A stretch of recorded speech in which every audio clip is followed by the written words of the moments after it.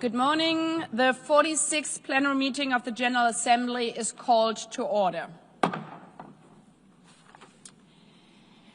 Before proceeding further, I would like to draw the attention of members to the date of recess of the current session. Members will recall that it's the second plenary meeting on September 12, 2025. The General Assembly decided that the 80th session would recess on Monday, December 8, 2025. However, I've been informed by the chair of the Fifth Committee that the committee requests an extension of its work to Wednesday, December 24, 2025, to facilitate a comprehensive consideration of the agenda items before it. In this connection and in view of the work that remains to be completed for this part of the session, may I take it that the Assembly agrees to postpone the date of recess to Wednesday, December 24, 2025? It is so decided.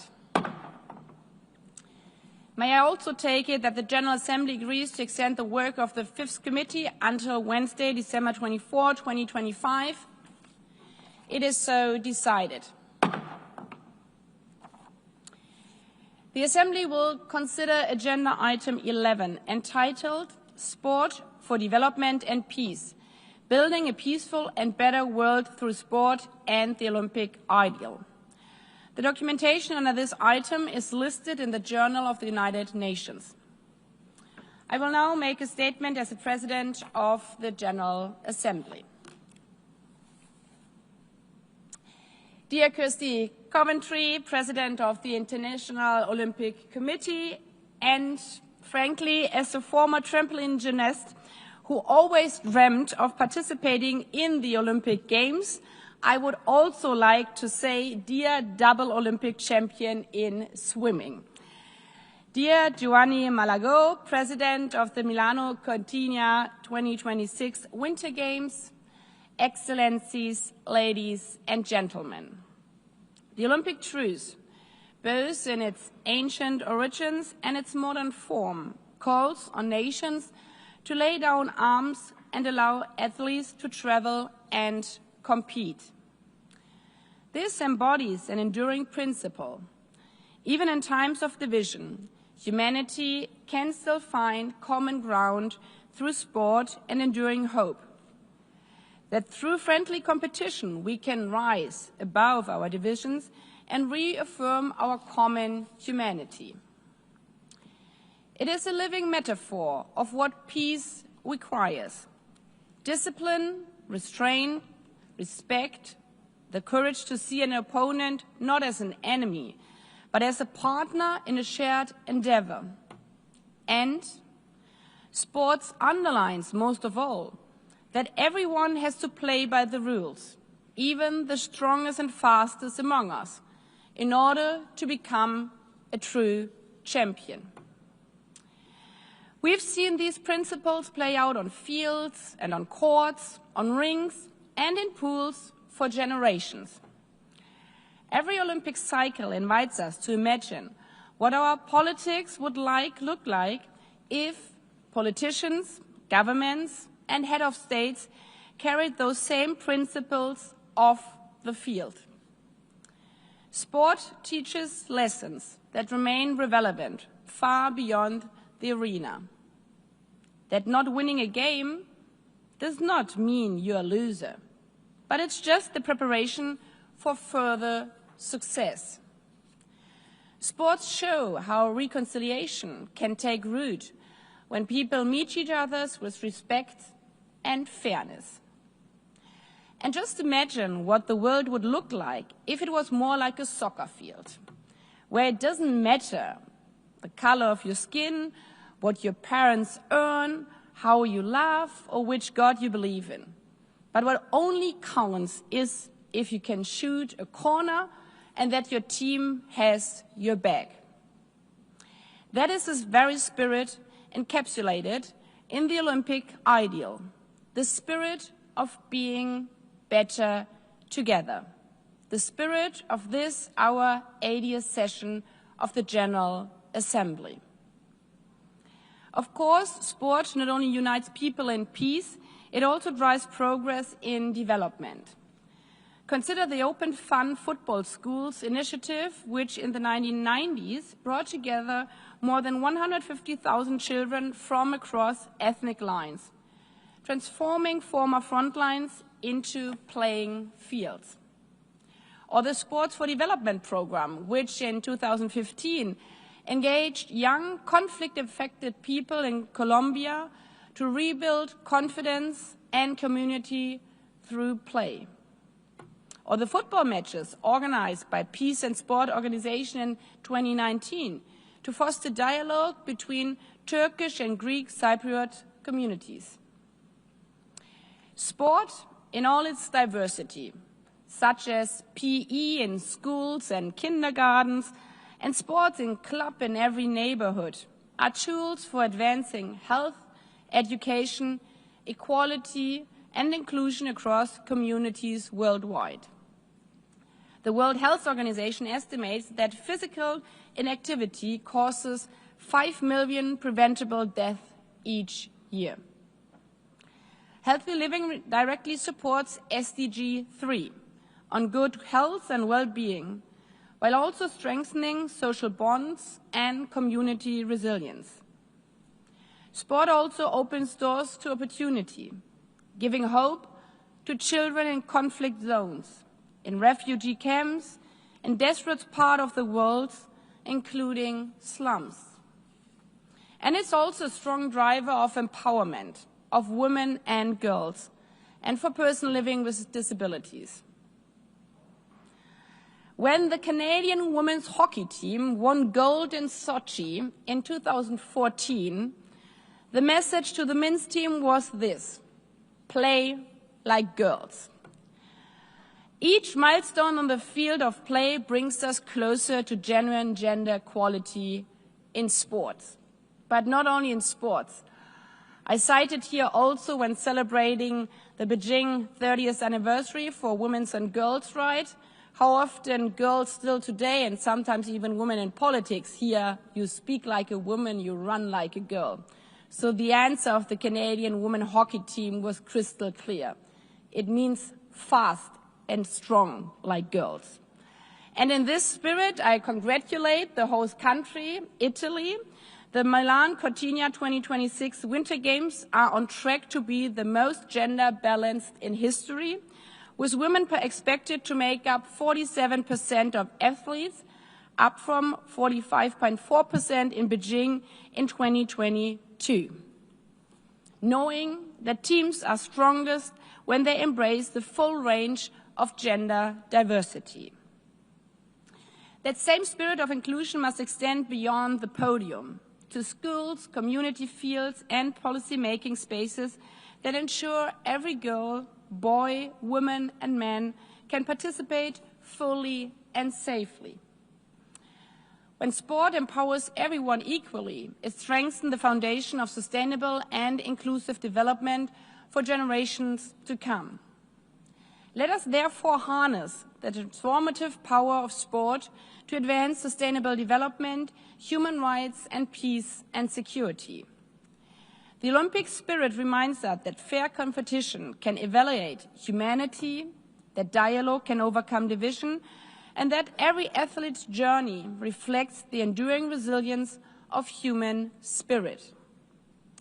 The resolution before this assembly carries that same principle.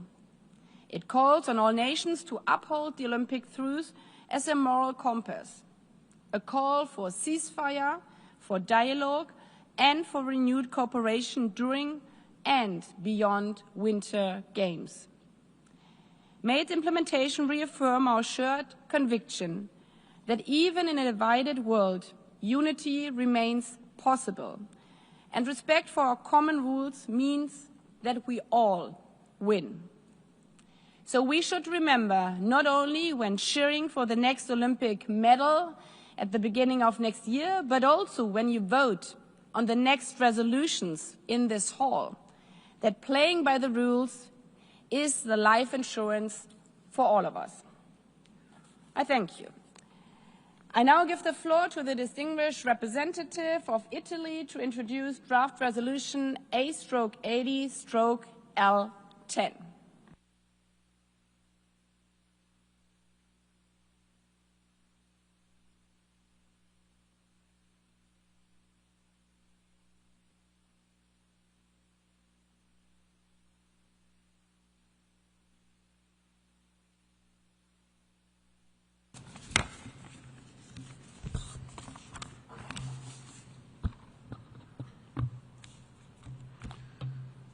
Madame President, dear delegates,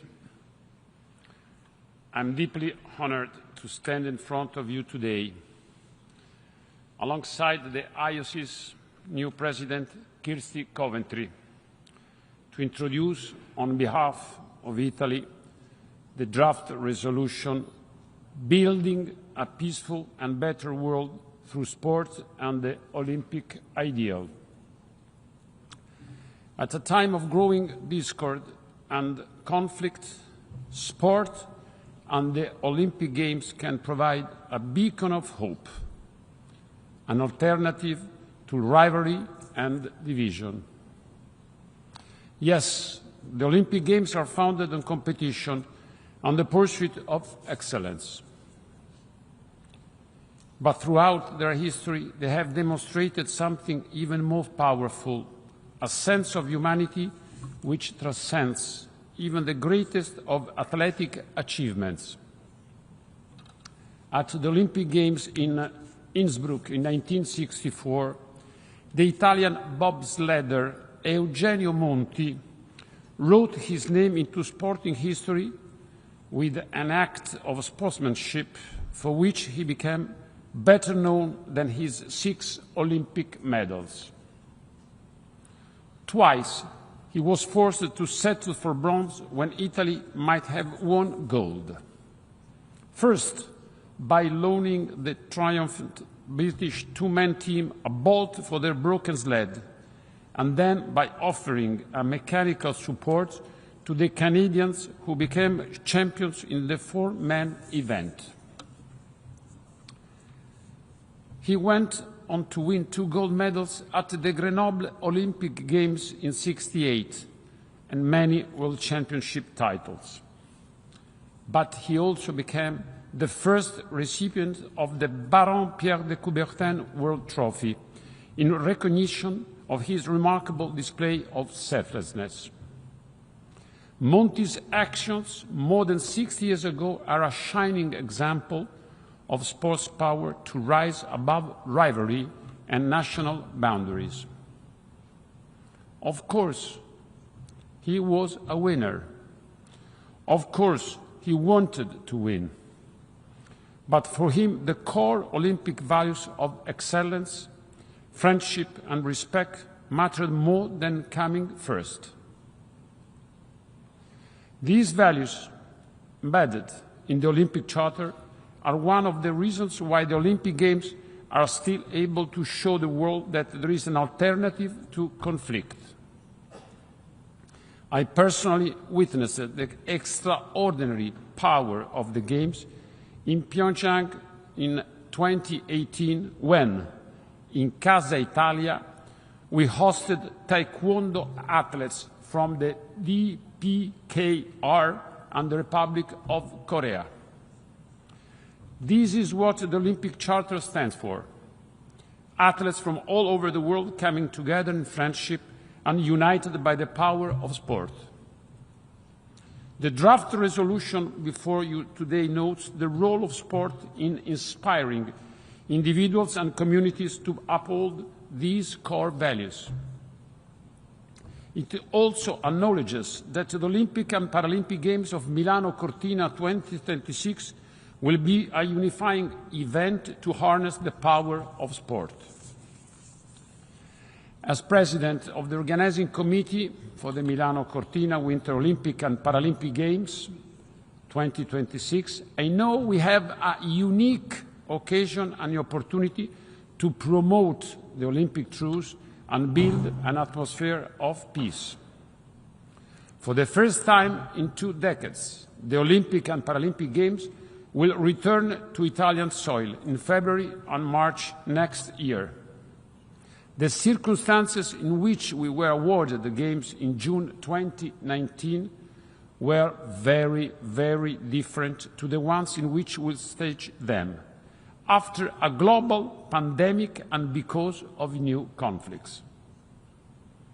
It's my sincere hope that lo spirito italiano, the new and vibrant Italian spirit, which is at the center of our vision and mission, may conquer hearts and minds and inspire change.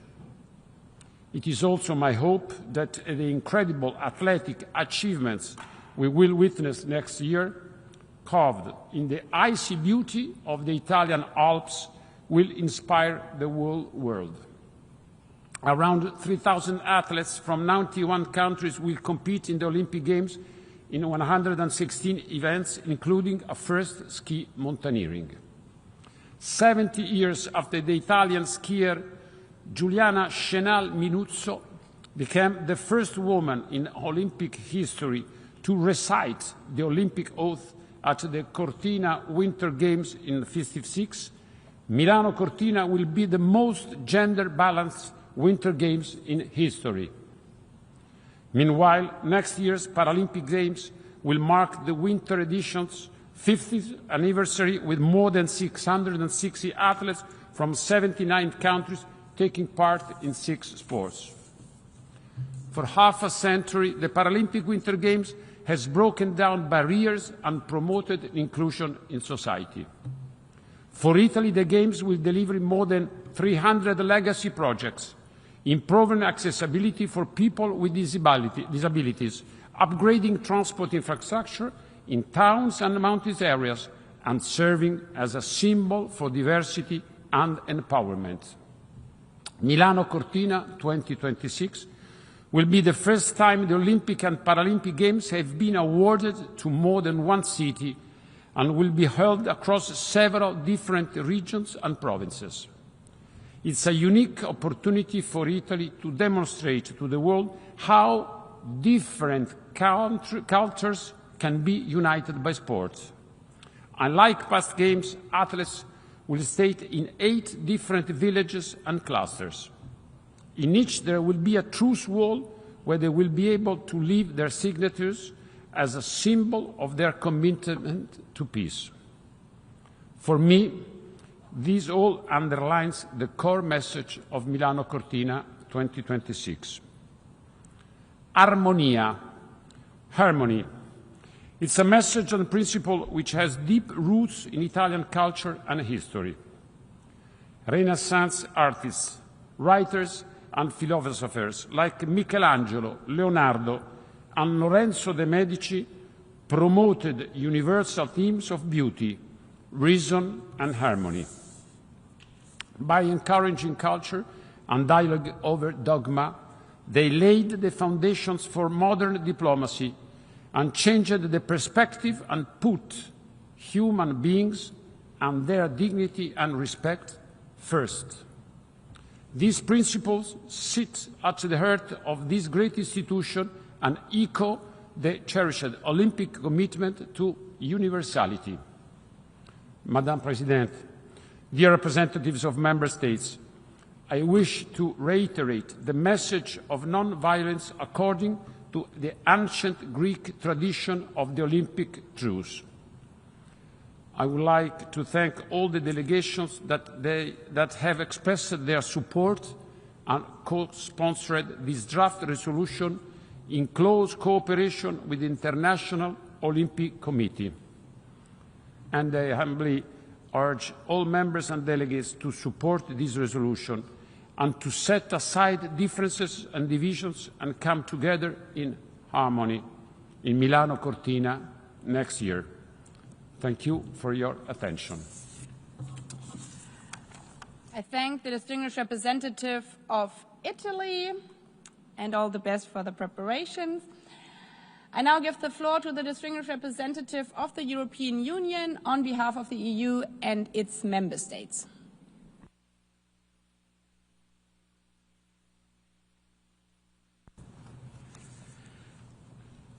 Madam President of the General Assembly, Madam President of the International Olympic Committee, I have the honour to deliver these remarks on behalf of the European Union and its member states.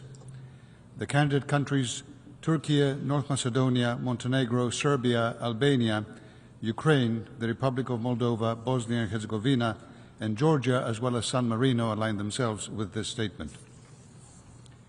President, the European Union stands united in endorsing and fully supporting the adoption of this resolution by consensus under the leadership of Italy and in cooperation with all co-sponsors. The Olympic Truce, echoing the ancient Greek tradition of Olympiaki Ekechiria, serves as a powerful symbol of our collective commitment to peace, unity and understanding among nations during the period of the Olympic Games and beyond. It also embodies values that lie at the heart of the European project: peace, solidarity, dialogue, and human dignity. At a time when wars continue to cause immense suffering and when trust in international cooperation is being tested, this resolution serves as a powerful reminder that collective challenges require global responses. The European Union fully supports the objectives of the Olympic Truce: to safeguard the neutrality and inclusivity of sport, to promote humanitarian access and protection during conflict, and to reaffirm that peaceful competition and cooperation are possible among nations. For more than 30 years, this initiative has linked the ideals of the ancient Olympic Games with the modern pursuit of peace. The European Union acknowledges the commendable merits of the Olympic Ideal Resolution and its potential to foster international cooperation, encourage dialogue, and mitigate conflicts during this prestigious global event.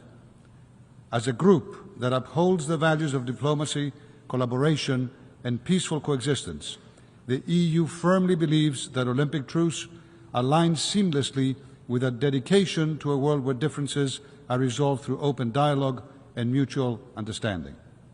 President, the European Union stands ready to work with the United Nations, the International Olympic Committee, and the International Olympic Truce Center, of which I had the immense privilege of being its first director, to bring these values into education, youth engagement, and conflict prevention. The European Union also welcomes the return of the Games to Europe throughout the decade, first from Paris in 2024, now to Milano Cortina in 2026, and the French Alps in 2030, which gives us the opportunity to reflect our shared values with the Olympic movement and the responsibility to do so. As we look ahead to the Milano Cortina 2026 Games, we extend our best wishes to the government of Italy and to the organizing committee in their preparations. Additionally, we extend our heartfelt best wishes to all athletes who will participate in the Games, hoping for their success and a celebration of global unity. The European Union and its member states call on all nations to make the truce a living reality, in word, in spirit, and in action. Dear colleagues, sports unite us. Let us seize that unity to build a more peaceful and humane world. Thank you. I thank the distinguished representative of the European Union. I now give the floor to the distinguished representative of Cyprus.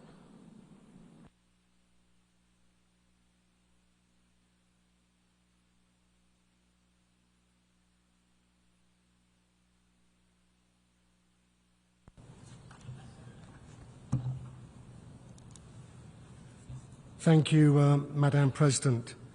Cyprus welcomes the adoption of this resolution on building a peaceful and better world through sport and the Olympic ideal. And we are pleased to have joined others in co-sponsoring the resolution, and we extend our appreciation to Italy for its constructive guidance throughout the negotiations. Cyprus aligns itself with the statement just delivered by the representative of the European Union, and I wish to make the following remarks in national capacity. Sport is a universal language that brings people together across borders and cultures. It encourages values such as respect, fairness and friendship, while contributing to education, health, inclusion, gender equality and sustainable development. Just as culture fosters mutual understanding by celebrating the diversity of human expression, sport complements these efforts by creating shared experiences that transcend differences. Together, sport and culture serve as powerful drivers of dialogue, social cohesion, and peaceful coexistence. The Olympic and Paralympic movements continue to demonstrate how sporting competition can inspire progress and promote understanding among nations. The Olympic ideal itself draws from the heritage of ancient Greece, where the first Olympic Games were founded on principles of unity, respect, and peaceful competition. And the ancient tradition of Gehiria, the Olympic Truce, reminds us that even thousands of years ago, sport and culture were used to promote reconciliation and shared identity among diverse communities. And today, the reaffirmation of the Olympic Truce remains a powerful symbol, creating space for dialogue, tolerance and cooperation, and helping ensure safe access and participation for all those involved in the Games. Cyprus recognises the important work carried out by the International Olympic Committee, the International Paralympic Committee and the United Nations in promoting human rights, youth engagement and inclusive participation through sport.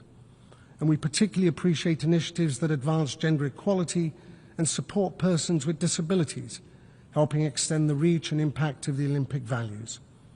We also welcome efforts to integrate culture into major sporting events, echoing the ancient Greek understanding that athletic excellence and cultural expression together form the foundation of human development and mutual respect. And as we look forward to the Milano Cortina 2026 Winter Olympics and Paralympic Games, we are reminded of the positive influence that these events can have, not only in inspiring communities and strengthening international cooperation, but also in showcasing cultural diversity as a bridge between peoples. In conclusion, Cyprus reaffirms its commitment to supporting efforts that use sport and culture to foster peace, understanding and solidarity worldwide. And we remain ready to work with all partners to continue advancing these shared ideals. And we wish every success to Italy in organising these Games and to all competitors at the upcoming Games. Thank you very much, Madam President. I thank the distinguished representative of Cyprus. I now give the floor to the distinguished representative of Thailand.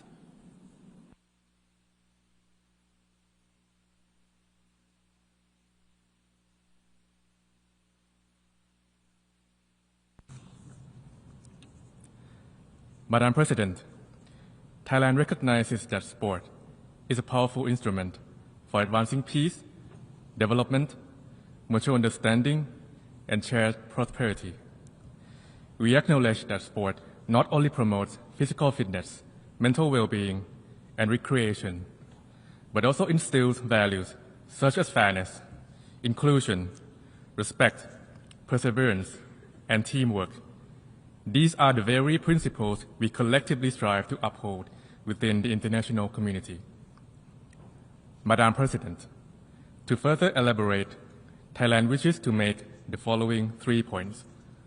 First, Thailand reaffirms that sport is an important catalyst in achieving the 2030 Agenda for Sustainable Development. Beyond its direct link to good health and well-being, sport also contributes to other sustainable development goals by advancing social inclusion, promoting gender equality, reducing inequalities, and fostering sustainable communities. In this regard, Thailand remains committed to our National Sport Development Plan, guided by the vision, Sport to Develop People, Society, and Drive Economic Prosperity. Through this 5-year plan, we are strengthening the sport industry toward inclusive and sustainable growth, leaving no one behind. Second, Thailand underscores the role of sport in promoting peace and social cohesion, especially among our young generation, the agents of change and possible future leaders. In Thailand, sport effectively engages youth, including those from at-risk groups, and promotes their inclusion within the community. Notable initiatives include the use of sport to facilitate the social reintegration of juvenile offenders, as well as programs that help young people and former juvenile offenders to develop their athletic potential and pursue careers as professional athletes.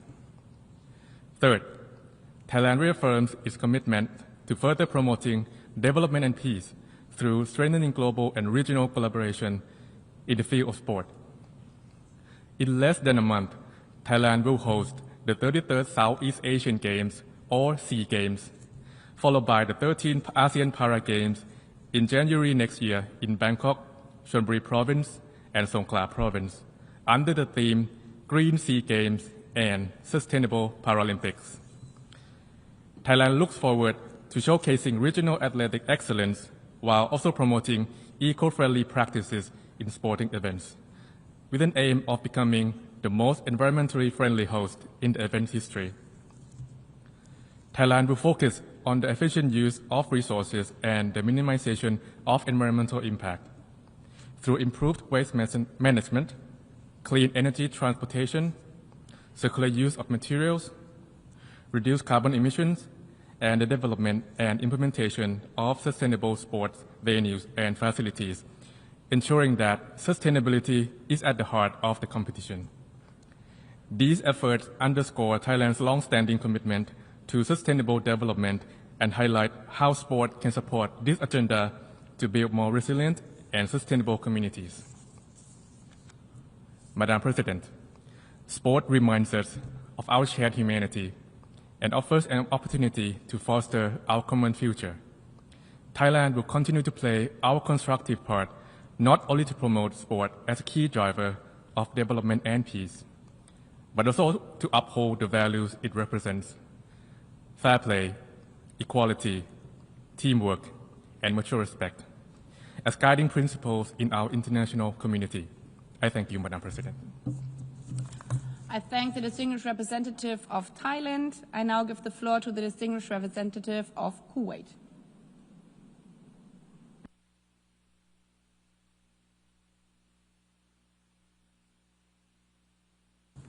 شكرا سيدة الرئيسة. في وقت يواجه فيه عالمنا تحديات متزايدة وانقسامات متعمقة، تبقى الرياضة إحدى أقوى الأدوات القادرة على توحيد الإنسانية بما تحمله من قيم العدالة والتعاون والاحترام المتبادل، فهي تزرع في شبابنا روح الفريق واللعب النزيه، وتظهر أن التفاهم يمكن أن ينتصر على الخلافات، وأن التنافس الشريف يفتح آفاق السلام. وانطلاقا من هذا الإيمان ترى دولة الكويت أن الرياضة تتجاوز حدود المنافسة والميداليات، فهي رافعة لبناء الإنسان وتعزيز ثقافة السلام، وتجسد المبادئ الأولمبية القائمة على التوازن بين الجسد والعقل والإرادة، وهي ذاتها القيم التي تقوم عليها التنمية المستدامة التي نعمل جميعا لتحقيقها. السيدة الرئيسة، أطلقت دولة الكويت من خلال الهيئة العامة للرياضة وبالتعاون مع برنامج الأمم المتحدة الإنمائي الاستراتيجية الوطنية للرياضة 2022 إلى 2028، وهي إطار شامل يهدف إلى تعزيز المؤسسات الرياضية وتمكين الشباب وضمان تكافؤ الفرص في ممارسة الرياضة للجميع، كما تهدف إلى تطوير البنية التحتية وتشجيع الابتكار وربط الرياضة بالتعليم والصحة والمجتمع بما ينسجم مع رؤية الكويت 2035. وفي هذا السياق يشهد الاتحاد الرياضي المدرسي منذ عام 2022 نشاطا متزايدا جعل التربية البدنية جزءا أساسيا في بناء الشخصية وتنمية قيم العمل الجماعي واحترام التنوع، كما تشجع البرامج الوطنية على العمل التطوعي والوعي البيئي من خلال مبادرات رياضية مجتمعية تجمع بين اللياقة البدنية وخدمة المجتمع، ترسيخا لمفهوم الرياضة كمسؤولية إنسانية. السيدة الرئيسة، تضع دولة الكويت تمكين المرأة في الرياضة ضمن أولوياتها، إدراكا بأن الرياضة أداة لبناء الثقة والقيادة. وفي هذا الإطار أنشئت لجنة رياضة المرأة الكويتية عام 2019، وتم تعديل الأنظمة الأساسية للاتحادات الرياضية لضمان تمثيل المرأة في مجالس إداراتها، ودمج البطولات النسائية ضمن المنافسات الرسمية، إلى جانب إطلاق برامج تدريب وتأهيل متخصصة في مجالات التحكيم والإدارة الرياضية. وقد توجت هذه الجهود بمشاركة كويتية مشرفة في أولمبياد باريس 2024 جسدتها مجموعة من اللاعبات اللواتي رفعن علم الوطن بفخر في خطوة تعبر عن التزام وطني راسخ بالمساواة والتمكين. وتحدث إليكم اليوم كامرأة كويتية شهدت عن قرب ما تحقق من تقدم في مسيرة تمكين المرأة في المجال الرياضي، واستفادت من البيئة الداعمة التي وفرتها بلادي لتطوير القدرات وتعزيز روح الفريق والانضباط والمثابرة، تلك القيم التي تغرس فينا من خلال الرياضة قبل أن تعلم في القاعات. فالرياضة بالنسبة لنا ليست نشاطا بدنيا فحسب، بل مدرسة للحياة تنمي الثقة بالنفس وروح التعاون والإصرار على تحقيق الأفضل، وهي ذات القيم التي تسعى دولة الكويت إلى ترسيخها في أجيالها القادمة. السيدة الرئيسة، وفي إطار التزام دولة الكويت بتسخير الرياضة كجسر للتفاهم والسلام، شهدت مدينة الكويت مؤخرا تنظيم النسخة الأولى من المبادرة الأممية الدبلوماسية كرة القدم الإنسانية Football for Humanity برعاية معالي وزير الخارجية وبالشراكة مع منظومة الأمم المتحدة في دولة الكويت، بما في ذلك اليونيسف واليونسكو ومنظمة الصحة العالمية والبرنامج الأمم المتحدة الإنمائي. وهدفت المبادرة إلى دعم الأطفال والشباب في دولة فلسطين من خلال برامج رياضية ومجتمعية تسهم في بناء الثقة وتعزيز الأمل وتمكين الجيل الناشئ. وتجسد هذه المبادرة رؤية الكويت في توظيف الرياضة كقوة ناعمة للدبلوماسية الإنسانية وأداة لترميم المجتمعات المتأثرة بالنزاعات. السيدة الرئيسة، إن الرياضة لغة عالمية توحد الشعوب وتذكرنا بأن التنافس لا يلغي الصداقة، وأن الفوز الحقيقي يكمن في بناء عالم أكثر عدلا وسلاما. ففي الميادين الرياضية يقف الجميع على أرض واحدة تحكمها قواعد واحدة، ويتنافسون على أساس الجهد والالتزام لا على أساس القوة أو المكانة، وهي الصورة التي نرجو أن تمتد إلى علاقات الأمم فيما بينها. ومن هذا المنطلق تؤكد دولة الكويت دعمها الكامل لجهود الأمم المتحدة لتعزيز الرياضة من أجل التنمية والسلام، وتأييدها لمبدأ الهدنة الأولمبية باعتباره رمزا لاحترام الإنسان وروح المساواة التي تجمعنا جميعا. وفي الختام، تؤمن دولة الكويت بأن الاستثمار في الشباب والرياضة هو الاستثمار الأمثل في مستقبل يسوده السلام والازدهار، وتؤكد التزامها بمواصلة العمل مع المجتمع الدولي لتوسيع دور الرياضة كقوة دافعة للتنمية البشرية وبناء التفاهم بين الشعوب. شكرا سيد الرئيس. I thank the distinguished representative of Kuwait. I now give the floor to the distinguished representative of the Maldives.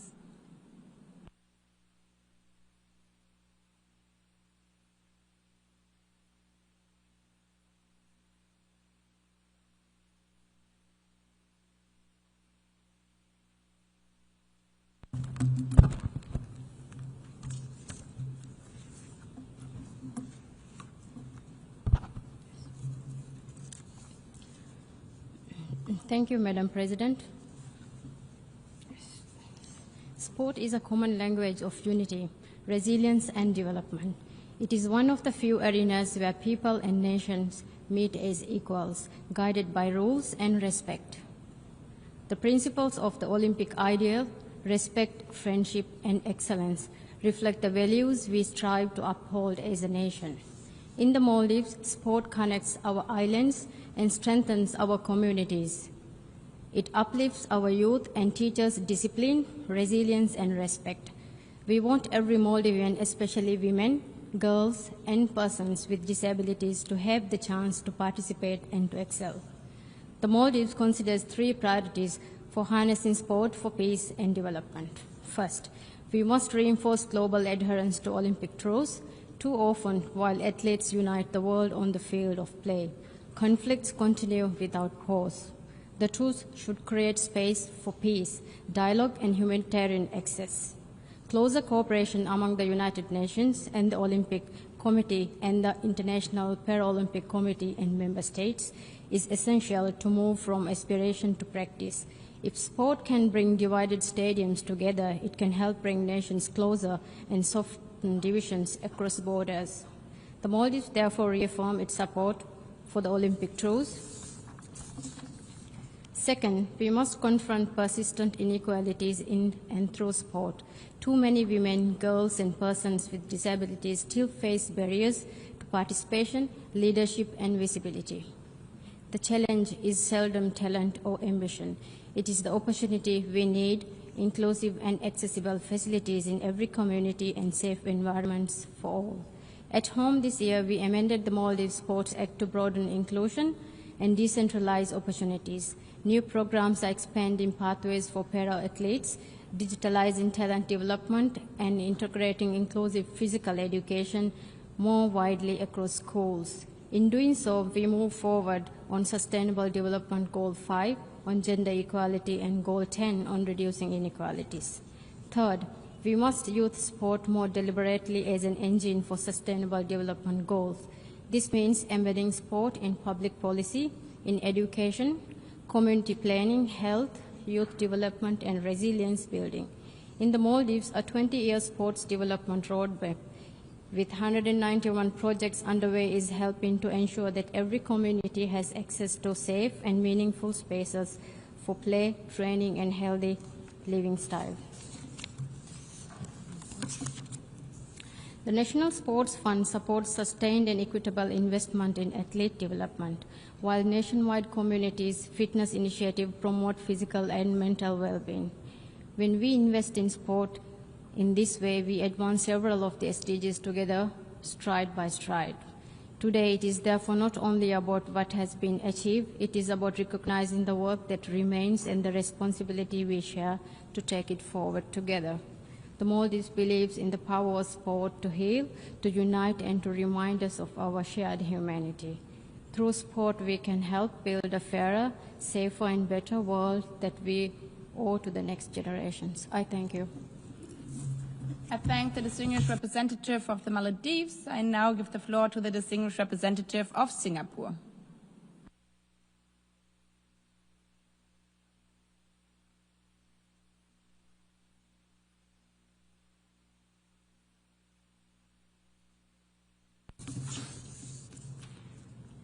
Madam President, my delegation expresses our appreciation to Italy for their work on the draft resolution titled Building a Peaceful and Better World Through Sport and Our Olympic Ideal.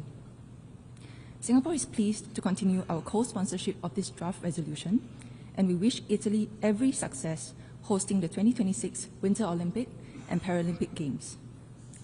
Singapore reaffirms its steadfast support for multilateralism and for the Olympic ideals of excellence, respect, and friendship. Sport remains a powerful platform that brings communities together, transcends boundaries, and fosters shared understanding. At a time of heightened global tensions, the Olympic Truce and the unifying principles of sport are more essential than ever in promoting dialogue and cooperation among nations. Madam President, Singapore is honored to have contributed actively to the global sporting landscape this year. We have hosted major competitions like the World Aquatics Championships and the Toyota World Para-Swimming Championships, bringing together thousands of athletes and supporters from all over the world. We also continue to collaborate with industry partners to strengthen our technology ecosystem and solidify Singapore's position as a hub for innovation in sport and fitness. Singapore remains committed to harnessing sport as a driver of national development and social cohesion. We strongly believe in sports for all, where sport should be inclusive, affordable, and accessible, regardless of age, ability, gender, or social status. Under Vision 2030, we continue to advance sport as a platform for healthy living and lifelong participation. We have launched various national initiatives to provide the community with affordable access to quality programs and enable everyone, including those in vulnerable circumstances, to experience the benefits of sport. We have also embarked on a major redevelopment project to transform one of Singapore's national sporting precincts into an integrated sports and lifestyle hub, strengthening long-term infrastructure and broadening access to sport. Furthermore, through the Disability Sports Master Plan 2024, we aim to raise disability sport participation, deepen representation at major games, and foster a more cohesive society. This reflects our belief that inclusive ecosystems affirm dignity and empowerment for all. These efforts also support wider global objectives under the 2030 Agenda for Sustainable Development, particularly in promoting health and inclusion.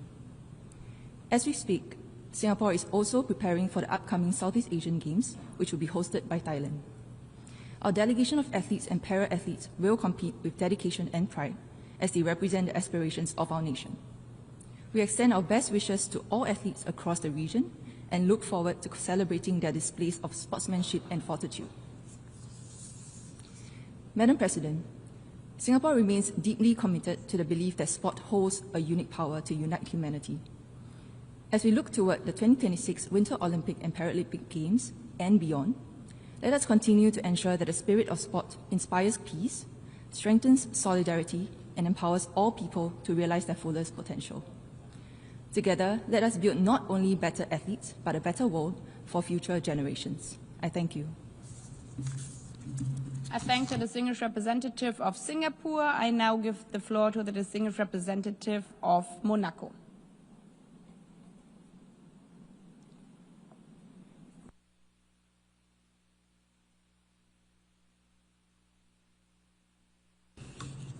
Madame la Présidente de l'Assemblée générale, Madame la Présidente du Comité international olympique, Excellences, chers collègues, je ne saurais débuter mes propos sans adresser mes plus sincères félicitations à Madame Kirsty Coventry pour son élection à la présidence du Comité international olympique. Première femme accédant à ce poste, première présidente du continent africain, l'élection de Madame Coventry marque ainsi l'histoire du sport mondial d'une empreinte d'inclusivité et d'espoir. Son élection est une source d'inspiration pour les générations de jeunes filles et de femmes, non seulement dans le monde du sport, mais également dans celui de la gouvernance mondiale. Ma délégation se réjouit de continuer à collaborer avec le Comité international olympique pour continuer à bâtir un monde meilleur par le sport. Madame la Présidente, je tiens également à féliciter l'Italie pour avoir facilité la résolution « Édification d'un monde meilleur et pacifique par le sport et l'idéal olympique ». Par cette résolution, dont Monaco s'est porté co-auteur, elle appelle notamment au respect de la trêve olympique, individuellement et collectivement, dans le cadre de l'organisation en 2026 des Jeux olympiques et paralympiques d'hiver Milano Cortina.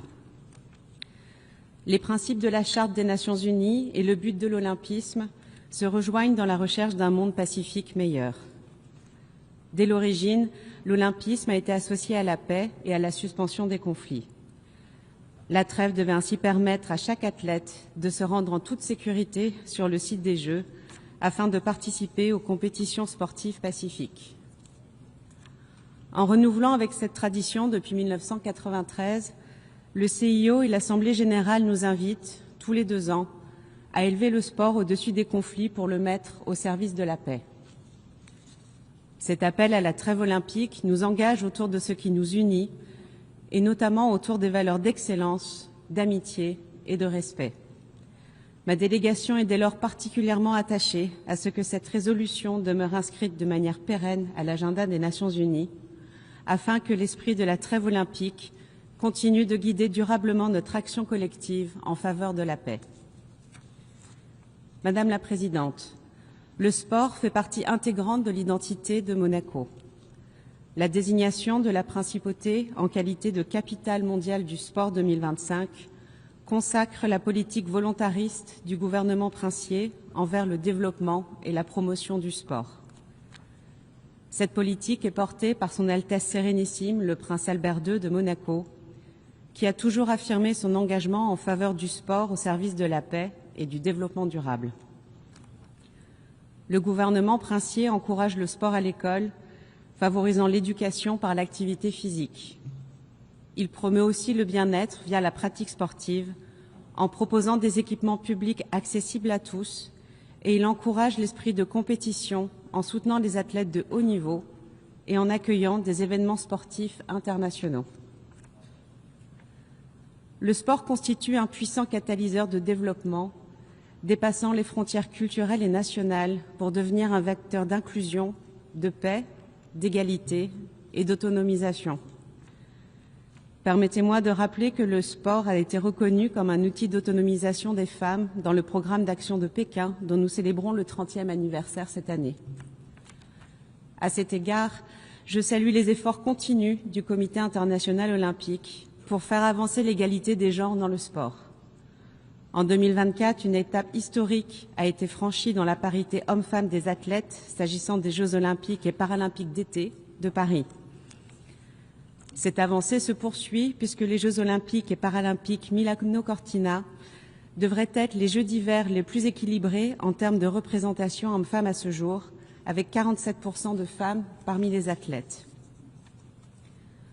Le renforcement de la visibilité et de la participation des femmes et des filles dans le domaine du sport contribue à la promotion de l'égalité hommes-femmes. C'est la raison pour laquelle la Principauté soutient le mouvement Sport for Generation Equality, lancé par ONU Femmes, qui œuvre à renforcer la participation des femmes et des filles dans toutes les sphères du sport, des terrains de jeu aux postes de direction. Enfin, nous nous réjouissons de la participation d'une équipe de réfugiés à cette édition des Jeux d'hiver et félicitons l'engagement du CIO, via la Olympic Refuge Foundation, d'assurer l'accès au sport à des jeunes déplacés sur tous les continents.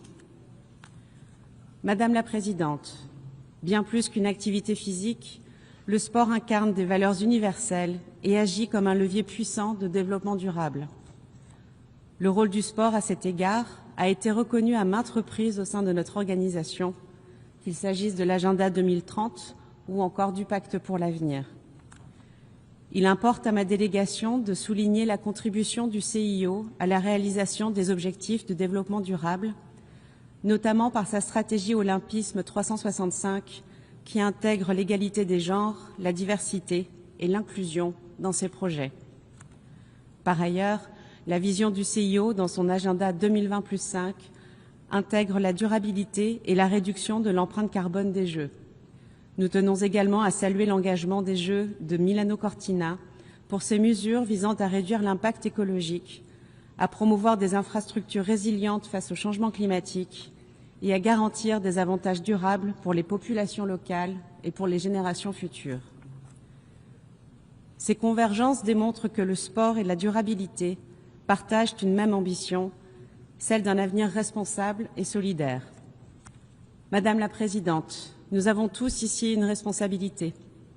Faire vivre l'esprit de la trêve au-delà des stades et des cérémonies. Que ce soit pour protéger les athlètes et les jeunes, encourager l'éducation, promouvoir l'inclusion ou la durabilité, le sport est un langage d'humanité. C'est tout le sens de l'engagement de Monaco au sein du groupe d'amis du sport pour le développement durable et de son soutien aux initiatives du CIO visant à renforcer la gouvernance du sport et à promouvoir un environnement sportif éthique, sûr et solidaire. Vous pouvez compter sur ma délégation pour continuer de veiller à ce que le rôle du sport soit dûment pris en compte dans l'agenda politique et les activités des Nations Unies. Je vous remercie. Merci. I thank the distinguished representative of Monaco. I now give the floor to the distinguished representative of Tunisia.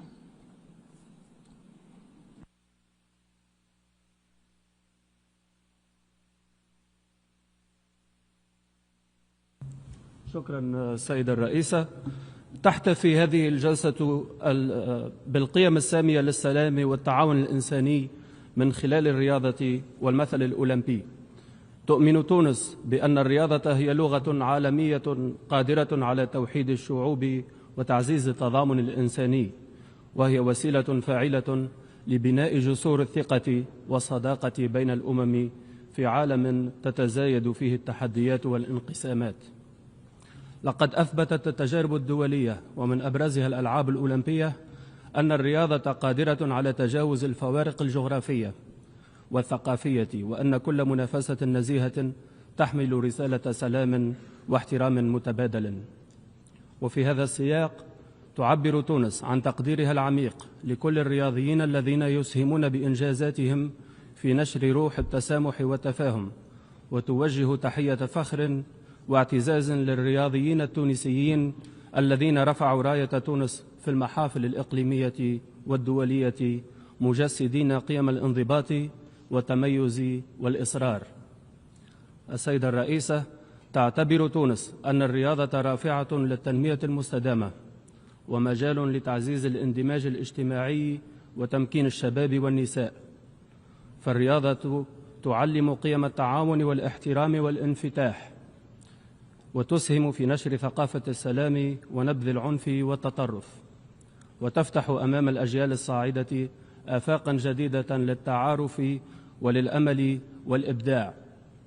ومن هذا المنطلق تعمل تونس على إدماج الرياضة في سياستها الوطنية للتربية والشباب والصحة، وعلى دعم المبادرات المجتمعية التي تستخدم الرياضة كأداة للتنمية المحلية وتعزيز الانسجام الاجتماعي.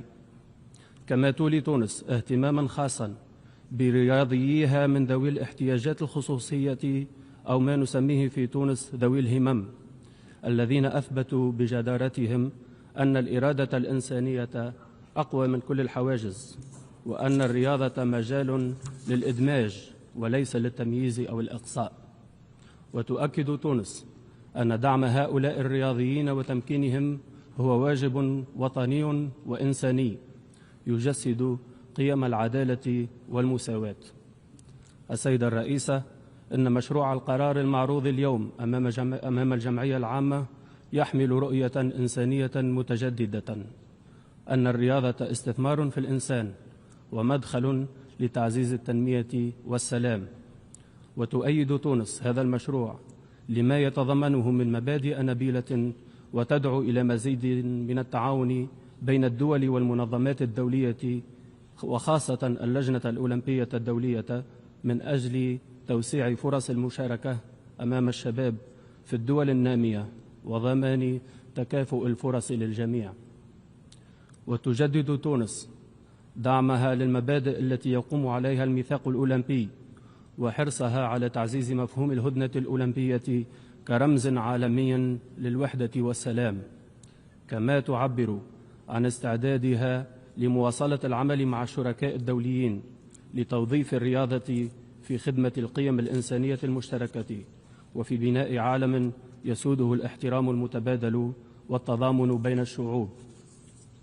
ختاما، السيدة الرئيسة، تؤكد تونس أن الرياضة ليست غاية في ذاتها، وإنما وسيلة لتحقيق السلام والتنمية والكرامة الإنسانية.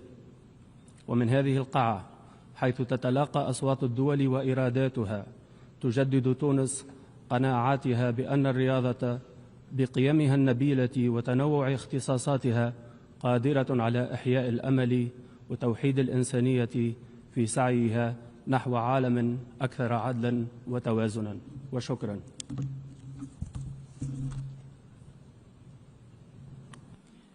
I thank the distinguished representative of Tunisia. I now give the floor to the distinguished representative of Lebanon.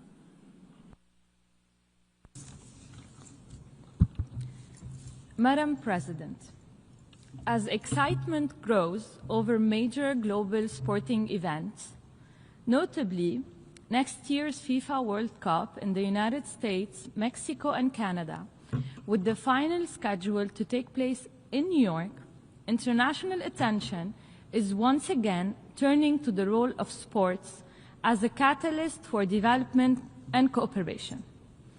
In this context, Lebanon has placed sport at the highest of its priorities and is engaging in discussions and initiatives aimed at modernizing the sector, expanding participation, and positioning sport as an area of growth and opportunity.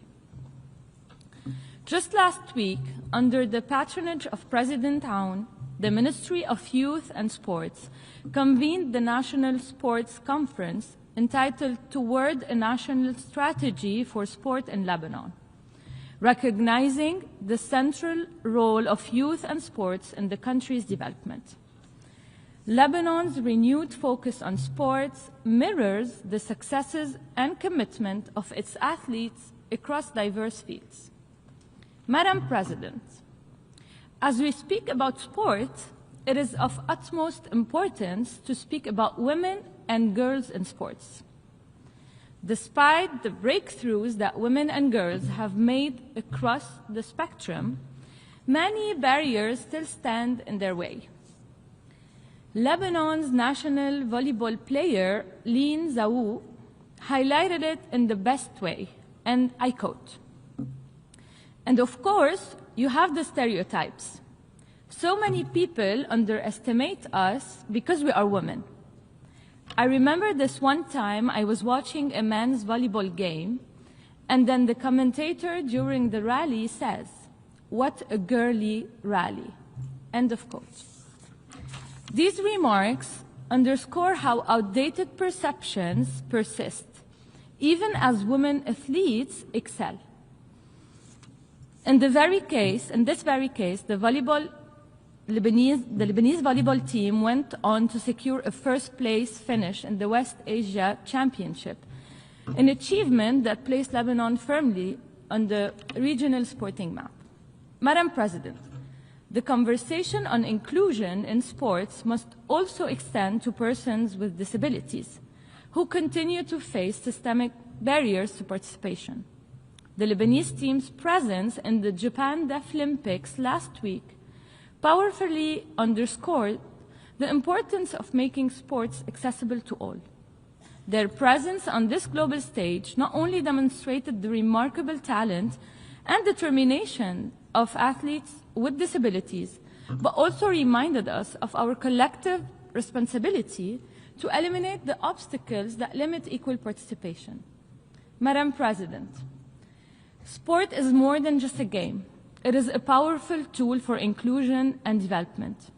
Whether we are speaking about women and girls breaking barriers, athletes with disabilities demonstrating resilience, or entire nations striving for excellence, the message is clear. Sport is for everyone without exception. In closing, we thank Italy for presenting and facilitating this draft resolution that Lebanon has joined as co-sponsor. The Olympic ideal teaches us that inclusion, peace, and mutual respect are not abstract values, but lived practices even in moments of rivalry. As we look to Milano Cortina Winter Olympics and Paralympics, the Olympic truce reminds us that the only gunshot that should echo is the one that starts a race. And I thank you, Madam President.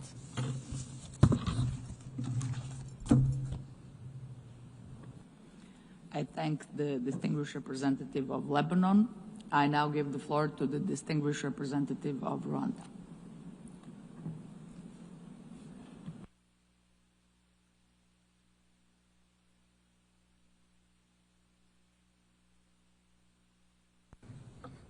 Madam President, Excellencies, delegates, I wish to start off by congratulating the President of the International Olympic Committee, Madam Coventry. Welcome to New York and all the best in your tenure. Rwanda takes the floor today with conviction. Sport is not a luxury. It is a political instrument, a diplomatic bridge, and a strategic investment in peace and human development. For Rwanda, this is not a theory. It is our lived experience. A nation that rose from the ashes of genocide understands, more than most, the power of sport to rebuild a broken people, to restore trust, to unite communities, and to inspire a new generation to believe in itself again. At a time when our social fabric was most fragile, it was sports on our hills, in our villages, in our schools, that helped us move from trauma to resilience, from despair to renewed national purpose. Today, Rwanda stands as a strong advocate and a practical example of how sports can transform societies. We have built national unity through sports. We have empowered women and youth through sports. We have positioned sport as a driver of economic transformation, from tourism to infrastructure, from innovation to global partnerships. Excellencies, in a world increasingly divided, where conflicts are multiplying and the trust between nations is eroding, sports remain one of the few global languages capable of lowering tensions and creating common ground. Rwanda believes that the international community must treat sports as an essential tool of preventive diplomacy, peace building, and social cohesion, not as an afterthought. This is why Rwanda has made strategic and deliberate investments that continue to deliver continental and global impact. Hosting the Basketball Africa League and becoming a regional hub for professional sports, investing in world-class facilities which host world-class sports events, supporting initiatives that rehabilitate vulnerable youth, including those affected by conflict and displacement, championing gender equality, ensuring women and girls access leadership and opportunity through sports, among others. These are not symbolic actions. These are policy choices grounded in Rwanda's belief that sports is human capital development and a pathway to dignity, especially for Africa's youth. Madam President, Rwanda offers the following perspectives. First, we call for greater equity and inclusion in the global sports architecture. Many developing nations remain structurally excluded from opportunity and visibility.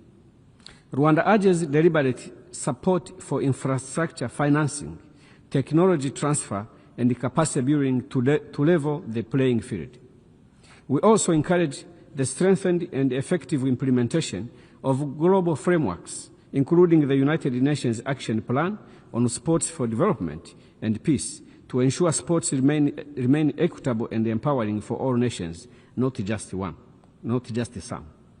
Second, Rwanda urges greater investment from member states to unlock sports' full potential as an enabler of the Sustainable Development Goals. This includes scaling up access for women, girls, persons with disabilities, and marginalized communities. Equally, we support advancing the role of sports as a wider environmental stewardship, welcoming all initiatives that integrate sustainable practice into the sports ecosystem. Sports can and must be used as a platform to inspire climate awareness and environmental action, especially for young people. Third, Rwanda underscores the importance of upholding neutrality of sports. We urge member states to resist attempts to politicize sporting partnerships and collaborations.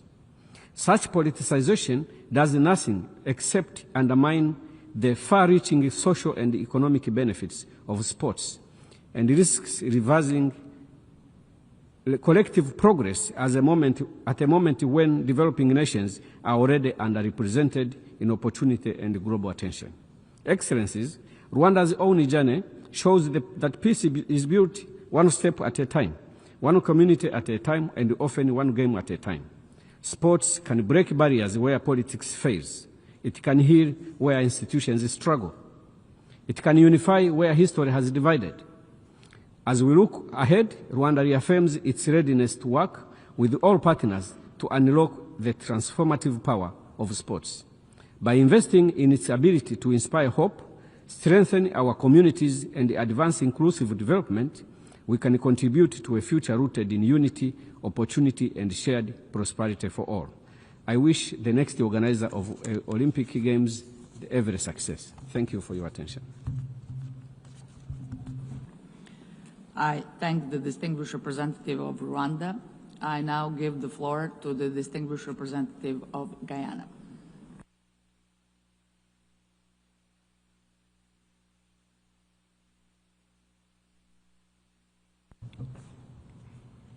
Thank you, Madam President. And Guyana is pleased to have once again co-sponsored this resolution and welcomes its adoption.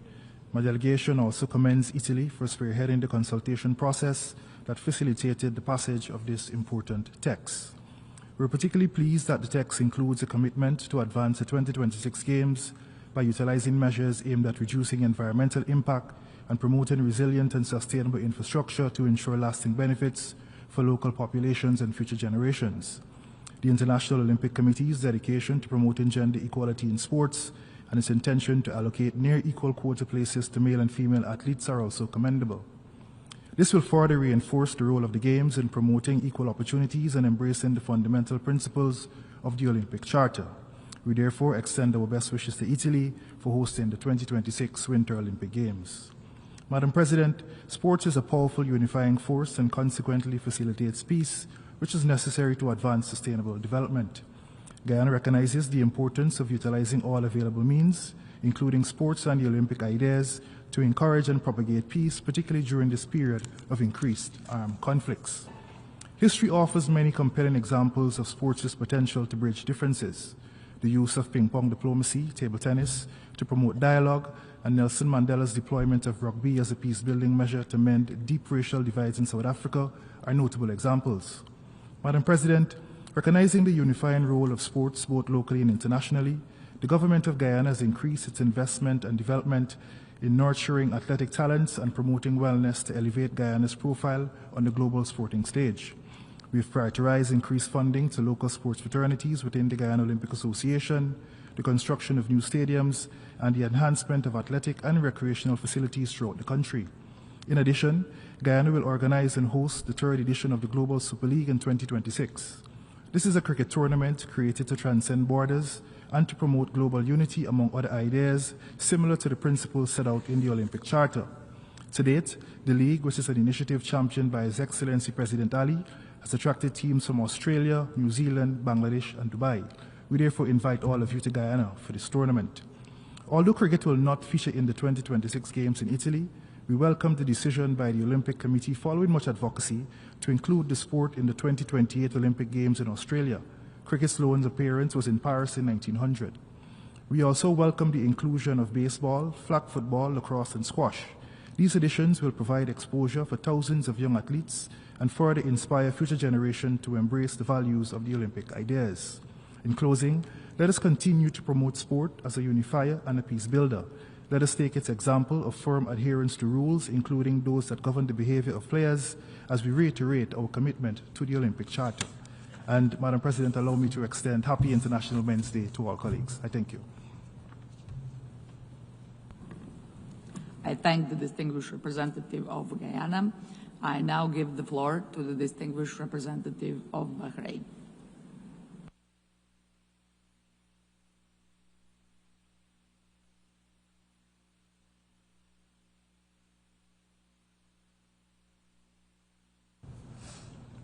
أود بداية أن أشكركم على عقد هذه المناقشة الهامة حول الرياضة من أجل التنمية والسلام، وتقدم بالشكر أيضا إلى الجمهورية الإيطالية على تقديم مشروع القرار المعنون بناء عالم يسوده السلام والرفاه من خلال الرياضة والمثل الأعلى الأولمبي، والذي قام وفد بلادي برعايته.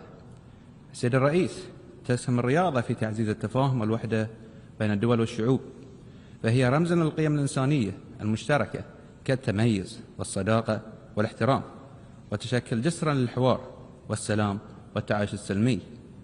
تحت قيادة حضرة صاحب الجلالة الملك حمد بن عيسى آل خليفة مملكة البحرين المعظم، وتوجيهات صاحب السمو الملكي الأمير سلمان بن حمد آل خليفة ولي العهد رئيس مجلس الوزراء، تجدد مملكة البحرين التزامها بالتفاعل مع المبادرات الدولية التي تعزز دور الرياضة في دعم السلام والتنمية على المستوى العالمي، وتجسيدا لرؤية المملكة في دعم المجتمع الدولي لإبراز مكانة الرياضة وأهميتها في حياة الشعوب.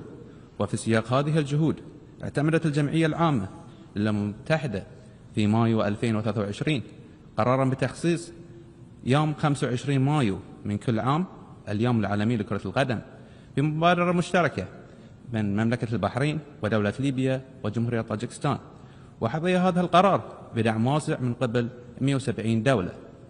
وعلى قرار هذه الرؤية وجه سمو الشيخ ناصر بن حمد آل خليفة ممثل جلالة الملك للأعمال الإنسانية وشؤون الشباب رئيس المجلس الأعلى للشباب والرياضة باعتماد الخطة الاستراتيجية للقطاع الرياضي 2026، والتي تهدف إلى تحقيق التميز ورفع مستوى الأداء الرياضي محليا ودوليا، والتي تركز على 4 سياسات أساسية هي صناعة الأبطال من خلال توفير العلوم الرياضية، تطوير المهارات والقدرات على المدى الطويل، إدارة المواهب الرياضية، وجعل الرياضة أسلوب حياة لنشر أنماط الحياة الصحية وتعزيز وعي المجتمع بأهمية ممارسة الرياضة.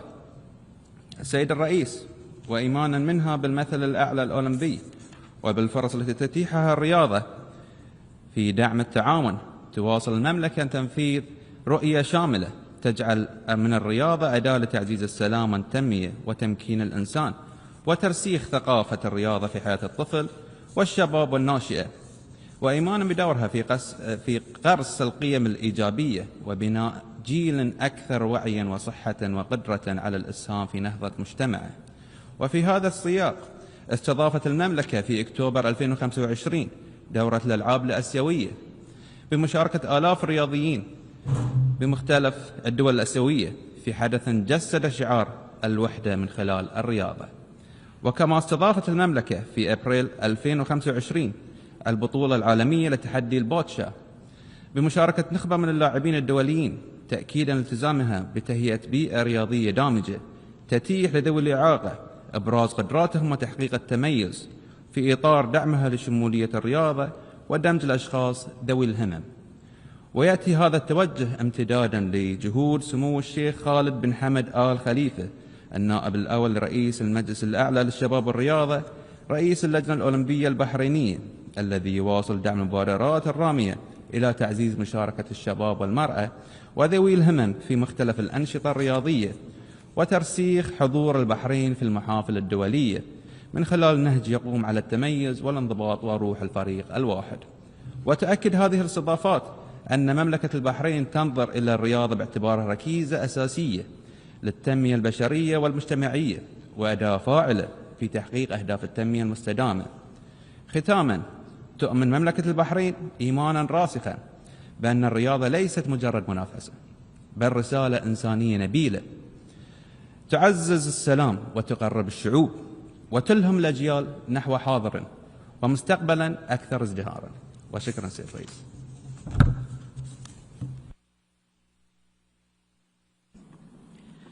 I thank the distinguished representative of Bahrain. I now give the floor to the distinguished representative of China.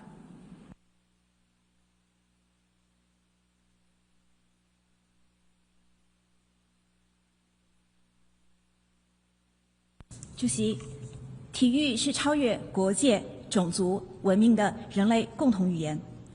奥林匹克运动诞生之初就刻入了和平与友谊的基因。自1993年以来，联大15次通过奥林匹克休战决议，呼吁在奥运会期间遵守奥林匹克休战传统，停止一切战争行为。当前世界既不太平也不安宁，地区安全热点此起彼伏。联大通过休战决议，共同发出和平呼声，具有十分重要的现实意义。中方欢迎意大利提交的奥林匹克休战决议草案，并参与共提。衷心祝愿2026年米兰科尔蒂纳冬奥会取得圆满成功。我们支持以奥林匹克休战为契机，以对话代替对立，以包容消弭分歧，增进不同国家和人民交流沟通、理解、信任。我们也呼吁恪守体育运动政治中立原则，摒弃将奥运赛事和体育政治化的行为。联合国成立80年，提醒人们，世界和平来之不易，人类团结弥足珍贵。奥林匹克运动倡导的更团结，正是当今时代最需要的。真正的多边主义、真诚的团结合作，是避免重蹈大战覆辙、破解全球性挑战的正确答案。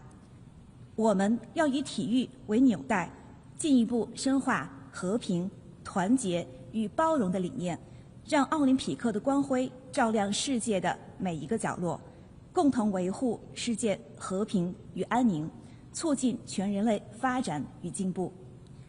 主席，中国国家主席习近平指出，奥林匹克精神是人类文明的重要内容，寄托着各国人民对建设更美好世界的期盼，同中方推动构建人类命运共同体的远景高度契合。中方始终是奥林匹克精神的坚定践行者、维护者、传播者。从北京冬奥会到成都大运会、杭州亚运会、哈尔滨亚冬会、成都世运会，中国近年连续举办多场国际体育赛事，为全球体育事业注入了新的活力，也为动荡不安的世界带来了信心。第15届全国运动会正在粤港澳3地联合举办，中华体育健儿在赛场上顽强拼搏、携手追梦，生动诠释了中华体育精神和奥林匹克精神。中方将以习近平主席提出的全球治理倡议为引领，继续统筹推进体育强国建设和奥林匹克运动发展，为全球体育治理贡献更多智慧和力量，为构建人类命运共同体做出更大贡献。谢谢主席。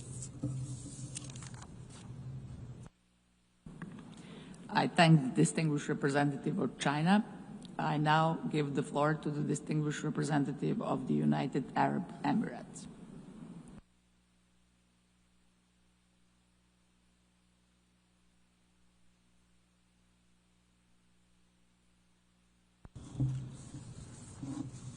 السيد الرئيس، أود بداية أن أتوجه إليكم بالشكر على عقد هذا الاجتماع المهم، كما أود الإشادة بجهود إيطاليا في تيسير مشروع القرار المطروح تحت هذا البند، وكما نؤكد أيضا تمنياتنا لها بالتوفيق في استضافة دورة الألعاب الأولمبية والبارالمبية الشتوية في ميلانو كورتينا عام 2026.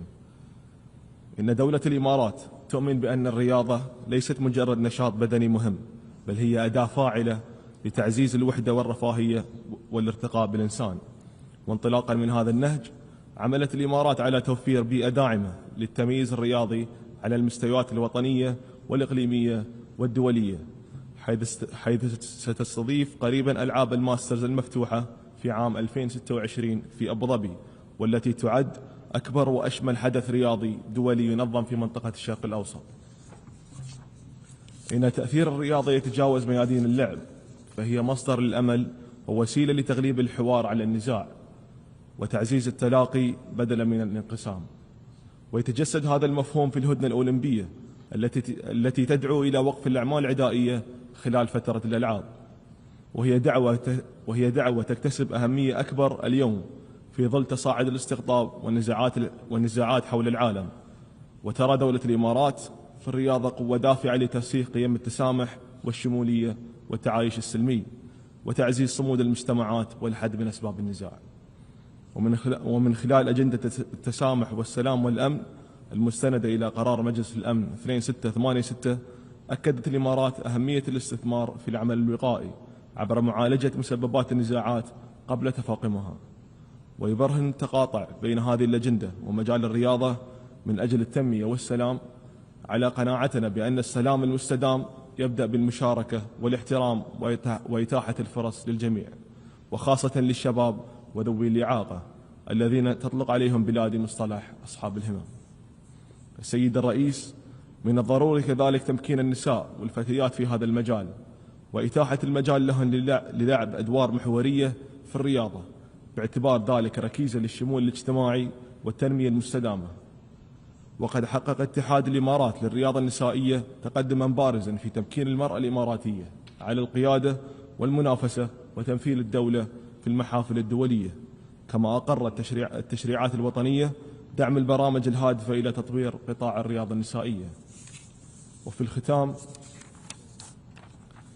تؤكد دولة الإمارات التزامها الراسخ بتعزيز الدور الذي تضلع به الرياضة في ترسيخ السلام وتحقيق التنمية المستدامة على مستوى العالم. وشكرا سيد الرئيس. I thank the distinguished representative of the United Arab Emirates. I now give the floor to the distinguished representative of Qatar.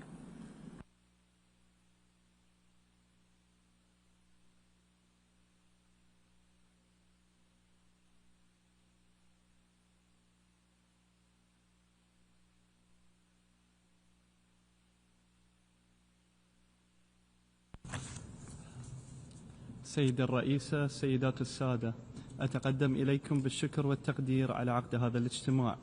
وقد تبنت دولة قطر مشروع القرار المعنون بناء عالم سلمي أفضل من خلال الرياضة والمثل الأعلى الأولمبي الذي يقدم للجمعية العامة كل عامين، في إطار مواصلة جهودها في تعزيز الأجندة الرياضية في الأمم المتحدة، وإيمانا بدور الرياضة في بناء عالم سلمي أفضل وإسهامها المقدر في التنمية.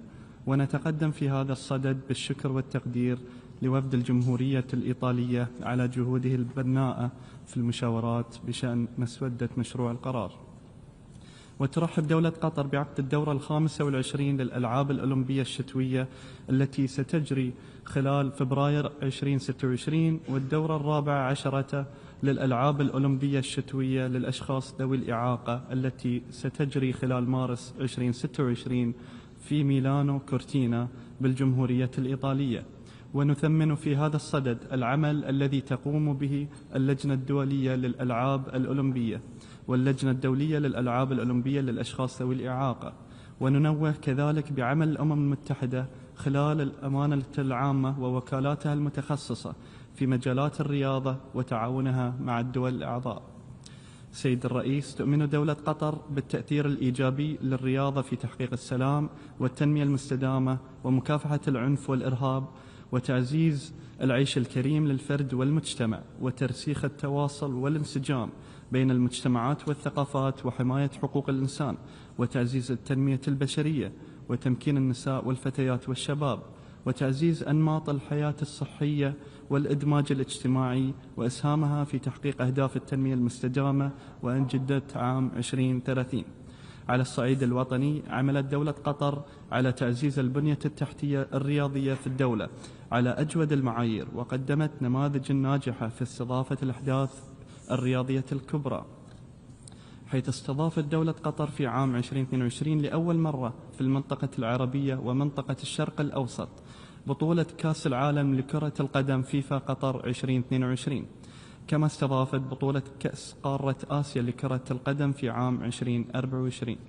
وأطلق الاتحاد الدولي لكرة القدم ومنظمة الصحة العالمية بالشراكة مع وزارة الصحة العامة في دولة قطر واللجنة العليا للمشاريع والإرث حملة لتسخير قوة كرة القدم لحماية الصحة وتعزيز الصحة للجميع. وتحتفل دولة قطر سنويا باليوم الرياضي للدولة كيوم رسمي بمشاركة جميع مؤسسات الدولة وأفراد المجتمع بهدف رفع الوعي المجتمعي بأهمية الرياضة في إطار رؤية قطر 2030 التي جعلت من التنمية البشرية أحد مرتكزاتها الرئيسية. سيد الرئيس، على صعيد الأمم المتحدة، درجت دولة قطر من خلال رئاستها لمجموعة أصدقاء الرياضة بالأمم المتحدة بالاشتراك مع إمارة موناكو على التقدم بمشروع قرار للجمعية العامة يرسخ للاعتراف بدور الرياضة في تحقيق السلام والتنمية المستدامة بعنوان الرياضة باعتبارها عاملا مساعدا لتحقيق التنمية المستدامة، وكان آخرها قرار الجمعية العامة 79/8 الذي تم اعتماده في نوفمبر 2024. كما تساهم دولة قطر في إحياء اليوم الدولي للرياضة من أجل التنمية والسلام في 6 أبريل من كل عام من خلال أنشطة وفعاليات تبرز التنوع والشغف الذي يجمع الناس حول الرياضة لتحقيق السلام والتنمية المستدامة بأبعادها الاقتصادية والبيئية والاجتماعية. وقد حظيت الرياضة باهتمام مستحق في المناقشات الرفيعة المستوى والأحداث الجانبية المصاحبة للقمة العالمية الثانية للتنمية الاجتماعية التي استضافتها دولة قطر في الأسبوع الأول من شهر نوفمبر الجاري. ختاما، ترحب دولة قطر بإعلان الهدنة الأولمبية من خلال قرار الجمعية العامة اليوم، والهادفة لوقف الأعمال القتالية لكسر حلقة النزاع وإفساح المجال للأنشطة السلمية والتنافس الرياضي الودي، وتجدد التزامها بالعمل مع كافة الأطراف لتعزيز دور الرياضة في خدمة أهداف السلام والتنمية المستدامة. شكرا سيد الرئيس. I thank the distinguished representative of Qatar. I now give the floor to the distinguished representative of Greece.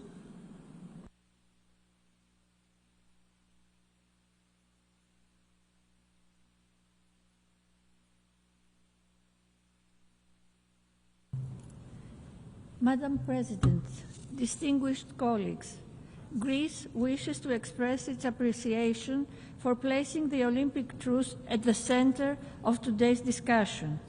As the birthplace of Ekechiria, Greece has a moral obligation to lend its voice to this debate, which underscores the vital role of sport and fair competition in promoting peace and security. It reminds us that even in times of conflict and rivalry, there remains a universal aspiration for harmony, cooperation, and a shared vision among nations of diverse cultures and traditions. The Olympic movement and its ideals seek to contribute to a peaceful future for all humankind. Through the educational value of sport, it encourages to transcend the boundaries of conflict and state competition. The sacred pause in hostilities during the Olympic truce, 7 days before and 7 days after the Games, creates a safe environment for humanity and brings together athletes from around the world as powerful heralds of peace, solidarity, inclusion, and good sportsmanship.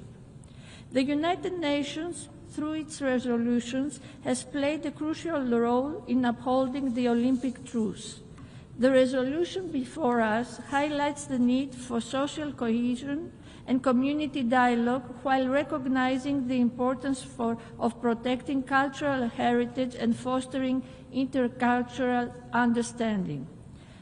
The Olympic Games and the athletes themselves serve as a universal symbols capable of breaking down barriers and inspire mutual respect and non-discrimination. The decision to hold the Milano Cortina 2026 Olympic and Paralympic Winter Games is also noteworthy. These games are committed to environmental sustainability and to ensuring a lasting legacy that benefits local communities and future generations. They reaffirm the universal values of sport as a driver of peaceful, cohesive, and inclusive societies.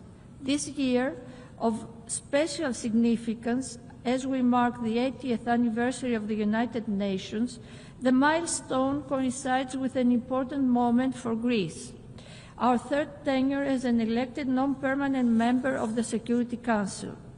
Olympic principles are fundamentally United Nations principles.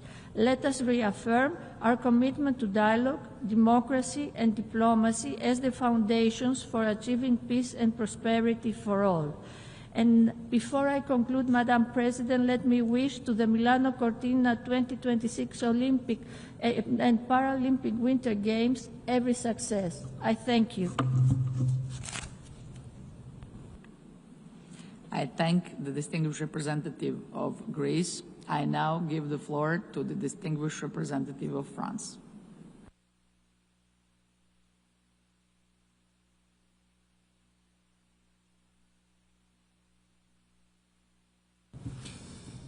Madame la Présidente, Madame la Présidente du Comité international olympique, Monsieur le Président de Milano Cortina 2026, chers collègues, la France s'associe à la déclaration prononcée par l'Union européenne et ses 27 États membres et souhaite délivrer les remarques suivantes à titre national. Tout d'abord, la France souhaite réaffirmer son soutien à l'Italie qui a porté avec conviction et esprit de concorde cette résolution sur la trêve olympique. Nous partageons cette certitude. Le sport est un instrument unique de paix, de coopération et de transformation durable au service des peuples et des territoires. À travers l'organisation des Jeux olympiques et paralympiques, nous avons la responsabilité collective d'incarner ces valeurs. Avec les Jeux de Paris en 2024, nous avons voulu démontrer qu'un nouveau modèle de jeu est possible. Un modèle plus sobre, plus inclusif, plus proche des citoyens, plus soucieux de l'égalité entre femmes et hommes. Un modèle fondé sur la maîtrise des ressources, la réduction de l'empreinte carbone, l'accessibilité universelle et la co-construction des territoires. Cet héritage n'est pas une parenthèse. Nous nous réjouissons qu'il constitue désormais le socle commun de notre action. En 2026, les Jeux de Milan Cortina incarneront cette dynamique et apporteront une réponse alpine innovante fondée sur la valorisation des sites existants, la coopération transfrontalière et l'adaptation aux réalités climatiques de la montagne. La France salue ce travail exigeant mais indispensable pour la pérennité de nos sports de montagne. C'est dans cette continuité que s'inscriront aussi les Jeux d'hiver des Alpes françaises de 2030, des Jeux sobres, responsables et durables, profondément ancrés dans les territoires et utiles pour les habitants, pour les jeunes, pour les athlètes, pour la planète. À travers Paris 2024, Milan Cortina 2026, Los Angeles 2028, les Alpes françaises 2030, Une même trajectoire se dessine, nous l'espérons, celle d'un mouvement olympique qui évolue, qui écoute, qui innove et qui choisit la responsabilité. Parce que le sport n'est pas seulement une célébration, il est un levier pour la paix, pour la mise en œuvre des objectifs de développement durable, pour l'égalité femmes-hommes, pour le développement durable, pour la coopération internationale et pour le multilatéralisme. Je vous remercie. I thank the distinguished representative of France. I now give the floor to the distinguished representative of Hungary.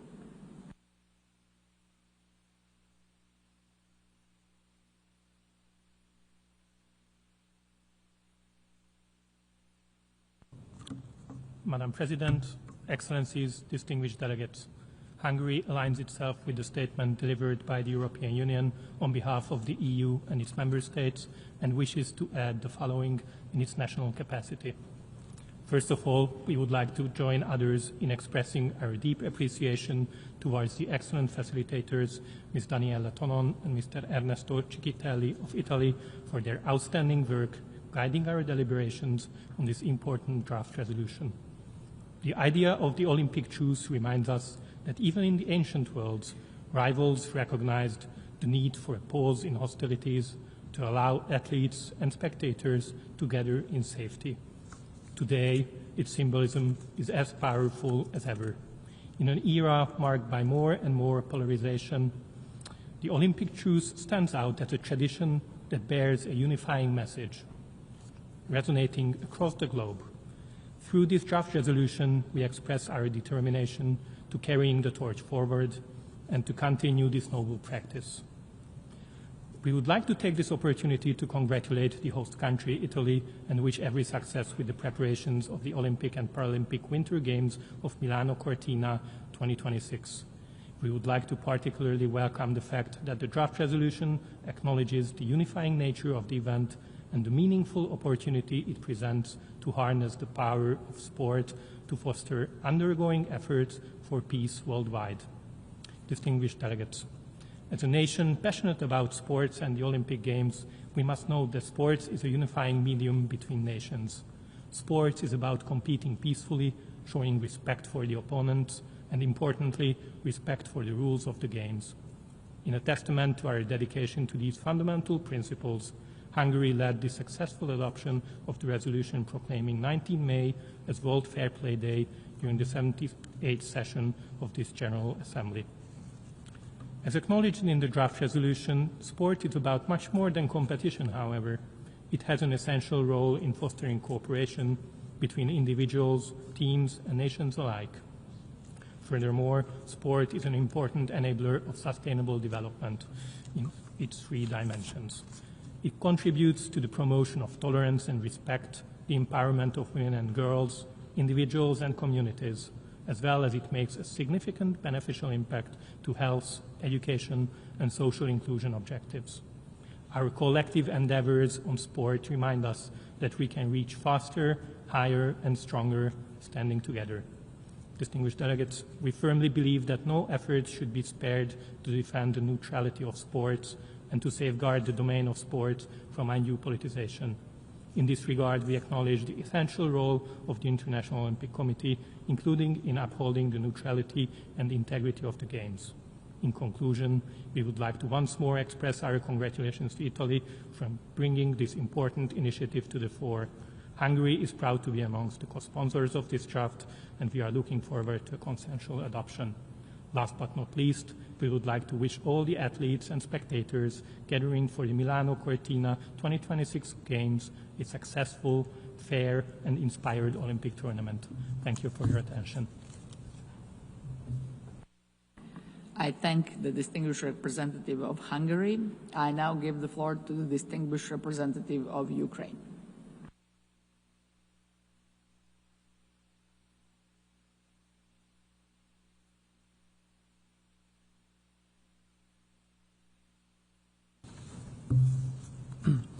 Thank you, Madam President. The delegation of Ukraine aligns itself with the statement delivered by the European Union and would like to add the following remarks in its national capacity.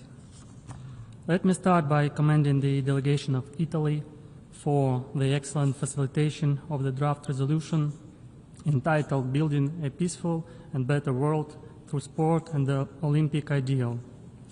Ukraine has co-sponsored the draft and will support further efforts to make the Milano Cortina 2026 Olympic and Paralympic Winter Games a success. Ukraine recognizes the vital role of sport in building a peaceful and better future, in promoting tolerance, equality, and mutual understanding among people and nations, as well as in advancing public health and well-being. Sport unites communities, inspires youth, and strengthens social resilience. However, the ability of sport to serve as a force for peace is gravely undermined by Russia's ongoing war of aggression against Ukraine. The war has caused devastating consequences for Ukraine's sports sector.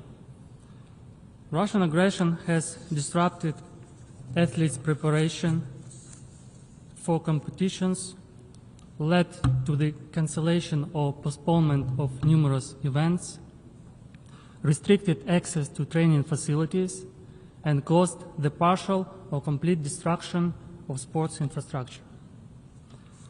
Distinguished colleagues, the Russian Federation has killed at least 644 members of Ukraine's sports community, injured 20 others, while 20 remain in captivity and 13 are missing. At least 799 sports facilities in Ukraine have been attacked by Russia, of which 180 were completely destroyed, 134 partially destroyed, and 120 severely or partially damaged. Belarus has actively assisted Russia in committing these crimes. Therefore, the international community must maintain the suspension of Russian and Belarusian athletes from international sports competitions as the only justified and necessary response to their complicity in Russia's war of aggression against Ukraine. Allowing their participation would undermine the integrity of sport as a contributor to peace, condone the ongoing killing of Ukrainian athletes and their coaches, and show disrespect to the hundreds of members of Ukraine's sports community who have been killed, injured, or displaced by this war. In this regard, Ukraine welcomes the International Olympic Committee's decision to maintain the suspension of the Russian Olympic Committee for breaches of the Olympic Charter, including its violation of the territorial integrity of the National Olympic Committee of Ukraine. Madam President, Ukraine today stands as the only country in history that, under full-scale attack, continues to send its national team to the Olympic Games, a testament to our unwavering commitment to the Olympic values of peace, dignity, and justice. Russia often repeats the phrase, "Sport is outside politics," but war is not politics. War is a crime. A state that wages a war of aggression deliberately kills athletes, destroys stadiums and sports schools, has no moral standing to refer to the Olympic ideal. Russia has violated the Olympic Truce at least 3 times, further demonstrating its disregard for the fundamental principles of the Olympic movement. Distinguished colleagues, sport must remain a platform for peace, not a tool for propaganda by aggressor states. We must ensure that there is no Russian or Belarusian state representation in global sport, until Russia ends its barbaric war of aggression against Ukraine. I thank you. I thank the distinguished representative of Ukraine. I now give the floor to the distinguished representative of Israel.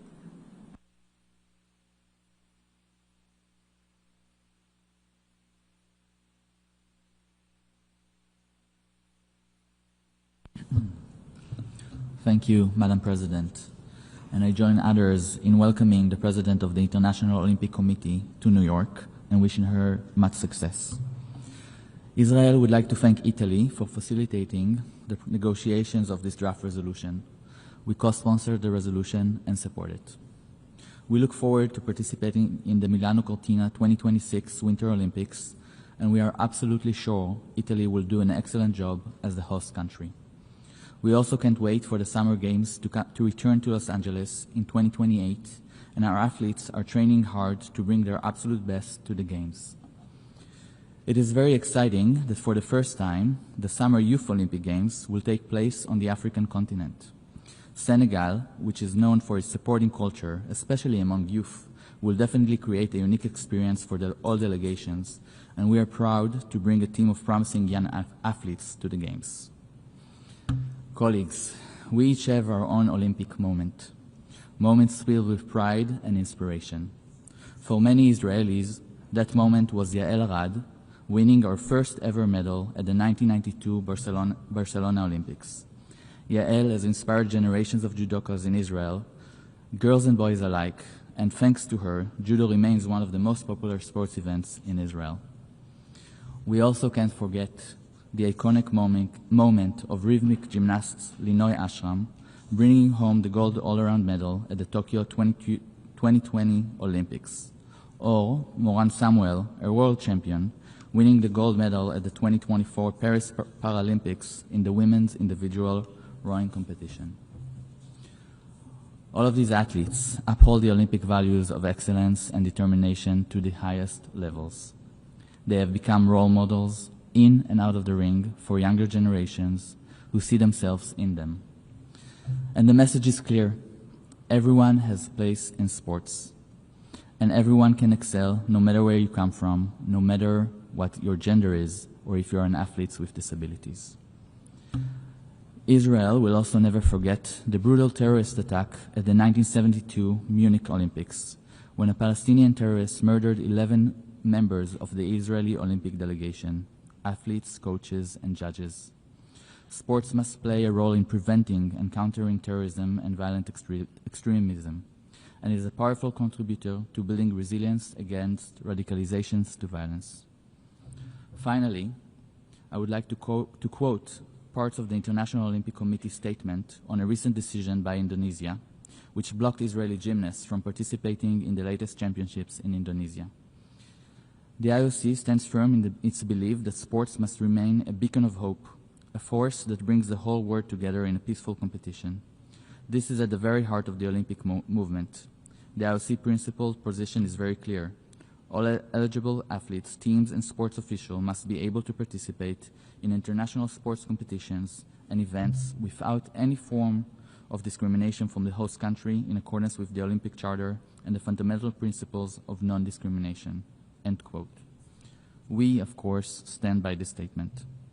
Indonesia's actions deprived our gymnasts of their rights to compete peacefully and stand against the core of the Olympic values. We take this moment to reiterate that sport must remain a safe space for athletes worldwide to fulfill their aspirations and for all of us to come together. I thank you.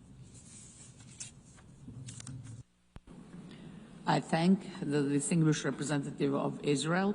Now I give the floor to the distinguished representative of the United States.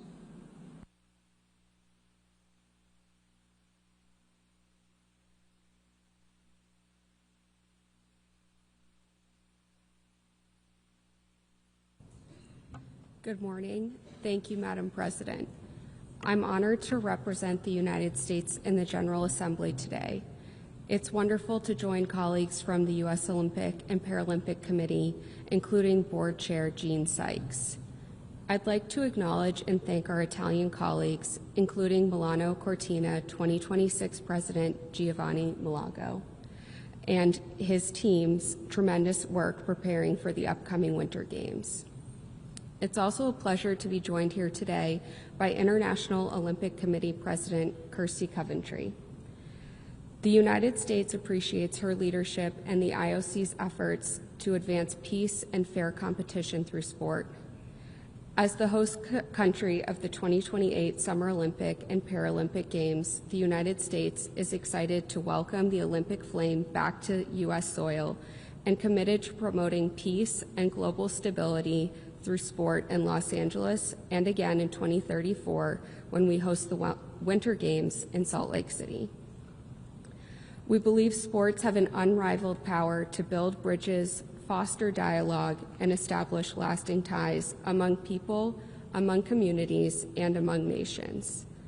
The three core values of the Olympics, excellence, friendship, and respect, are not only important tenets for the Olympic Games, but also for the United Nations and all member states. We applaud the Italian government and the Milano Cortina 2026 Organizing Committee for their dedication to an event that catalyzes innovation and provides a platform for safe and fair competition among nations. We look forward to close collaboration with our Italian counterparts as we work toward hosting the world for the 2028 Summer Games and later the 2034 Winter Games. Like our Italian colleagues, we are dedicated to ensuring the best Olympic and Paralympic Games possible. Hosting such a massive event is no small feat, and we are tremendously fortunate to have the opportunity to learn from our Italian partners. We are excited to celebrate their success and look forward to continued close collaboration as we prepare to host the 2028 Games. Thank you, Madam President. I thank the distinguished representative of the United States. I now give the floor to the distinguished representative of Burundi.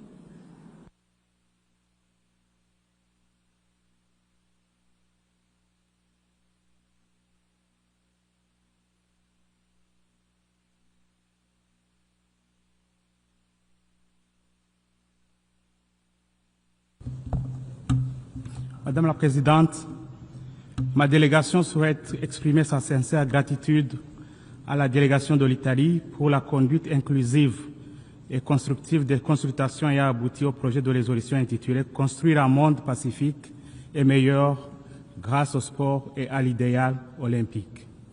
Le Burundi se félicite de ce processus collaboratif et réaffirme son attachement aux valeurs de paix, de solidarité et de fraternité entre les peuples promus par la trêve olympique.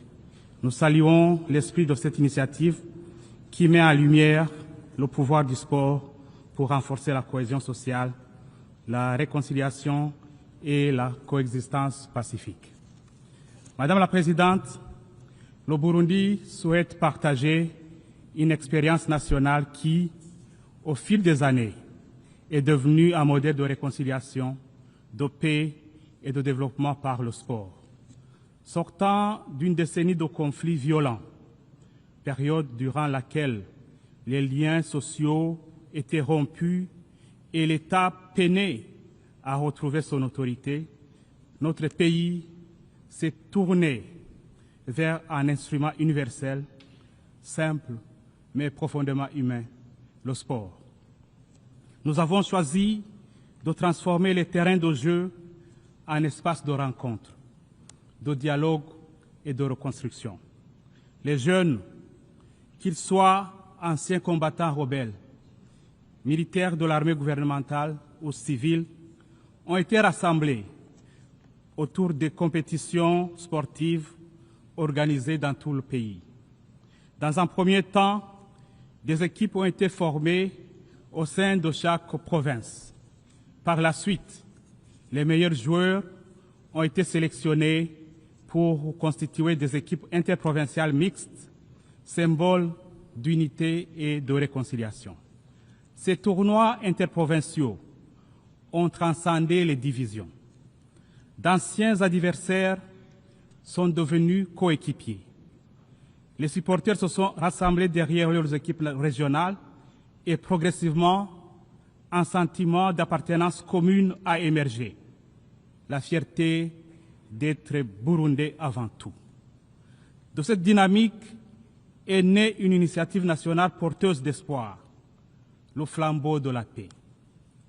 Depuis 19 ans, le flambeau traverse toutes les provinces du pays, transmis des autorités aux citoyens, des femmes aux hommes, des personnes âgées aux jeunes, des militaires aux civils, un symbole d'unité, de solidarité et d'engagement collectif.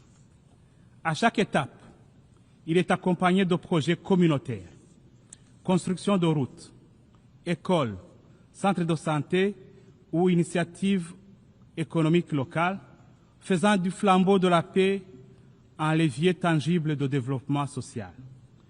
Cette initiative repose sur 4 piliers. La mobilisation nationale favorisant un sentiment d'appartenance partagé, les messages de paix essentiels dans notre contexte post-conflit, le développement communautaire grâce aux contributions locales et construction lors du passage du flambeau dans différents endroits, et l'engagement politique assuré par l'alignement des thèmes annuels aux priorités nationales comme celui de 2025, leader flambeau du peuple vers le développement. L'approche burundaise reflète la conviction de son Excellence Monsieur le Président de la République, Évariste Ndayishimiye, selon laquelle il n'y a pas de paix sans développement. Le flambeau de la paix illustre l'union entre sport, paix et progrès socio-économique. Madame la Présidente, après 19 années d'application continue, notre expérience nous a enseigné plusieurs leçons essentielles. La nécessité de la continuité des initiatives de paix qui favorisent un impact durable, l'importance du sport comme vecteur et non comme finalité, l'engagement politique à tous les niveaux, l'adaptation thématique et l'inclusion territoriale totale, assurant qu'aucune communauté n'est laissée de côté.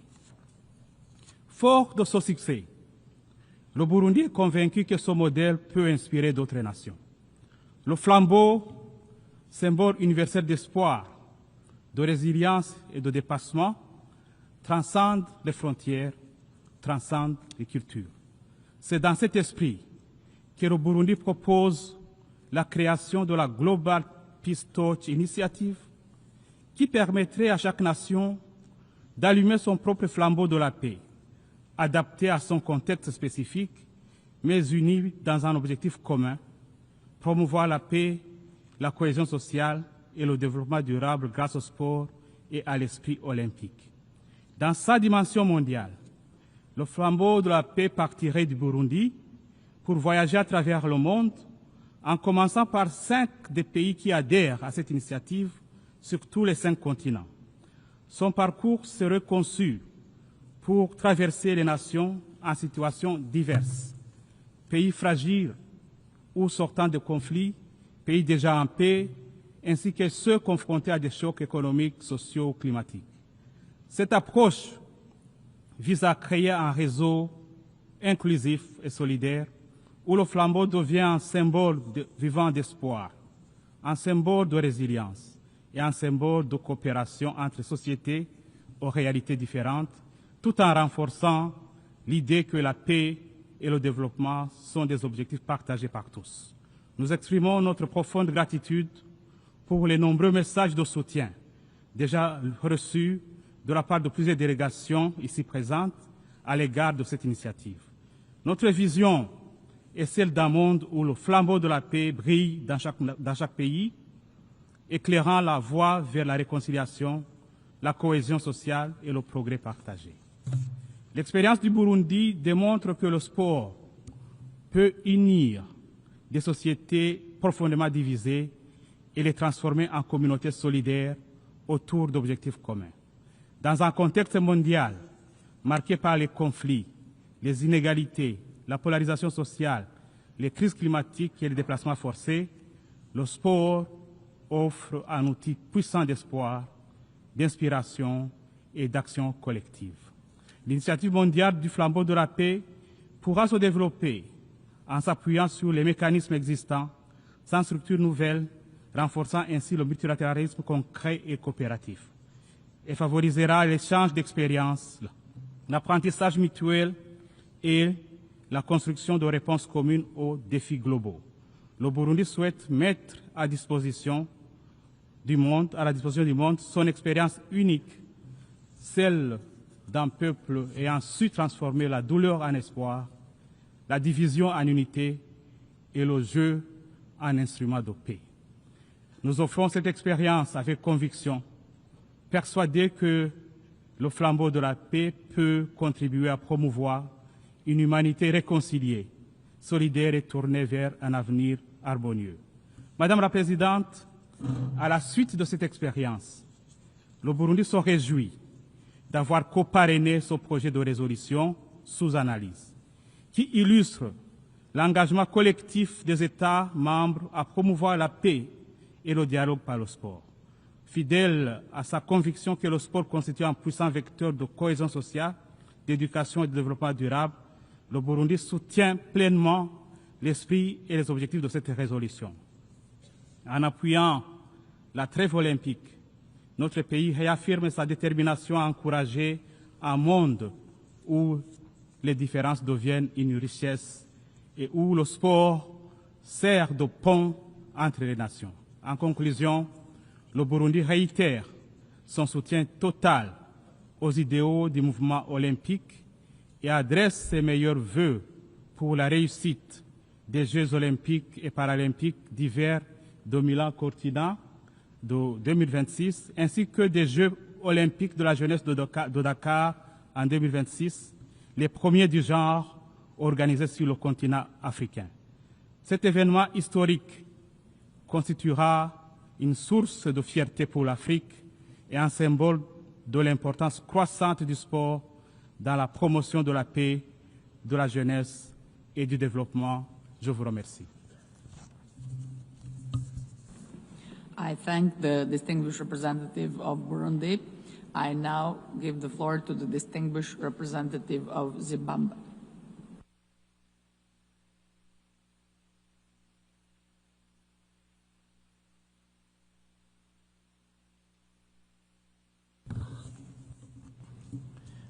Thank you, Madam President, and we acknowledge the presence of the President of the International Olympic Committee, the Honorable Madam Kirsty Coventry. We welcome this important meeting on a subject that touches the deepest aspirations of humanity. Over 2,700 years ago in ancient Greece, even bitter rivals paused their conflicts under a Kecheria, the Olympic Truce, allowing the safe passage to the Games and demonstrating a shared recognition of a higher duty to peace. Since those ancient times, the Olympic spirit has carried a profound hope that even briefly, nations might set aside their quarrels and allow the young to compete in peace. The Olympic Truce is therefore a moral summons reminding us that beneath our flags and borders, we remain one human family. Today, as conflicts intensify across the world, this appeal becomes even more urgent. The pause in hostilities 7 days before the Games and 7 days after may be brief, but it is significant. Zimbabwe reaffirms its strong support for the Olympic truce because even the smallest moment of peace can open doors to dialogue, humanitarian access, and renewed hope. We acknowledge with regret that the truce has too often been honored more in language than in action. Yet, we must not give in to despair. To abandon it would be to extinguish one of the few moral lights still shining in a troubled world. Our responsibility is to keep that light alive. Madam President, sport remains one of humanity's greatest forces for unity. It bridges cultures, softens divisions, and instills discipline, fairness, and respect. Zimbabwe welcomes this resolution and its recognition of sport as a driver of education, social inclusion, and sustainable development. We are especially inspired by the upcoming Dakar 2026 Youth Olympic Games, the first Olympic event on African soil. This is a proud milestone for our continent and a moment of hope for millions of African children. At home, Zimbabwe continues to integrate sport into education and community life as a path to empowerment, gender equality, and healthy living. Madam President, as we adopt this resolution, Zimbabwe makes a sincere appeal to all member states. Let the Olympic Truce of 2026 be honored not only in our speeches, but in our actions. let the Milano Cortina Games become a sanctuary of peace, a time when humanitarian corridors open, dialogue resumes, and the world remembers that no victory is greater than the victory of peace. May the purity of sport remind us that humanity is and has always been one family.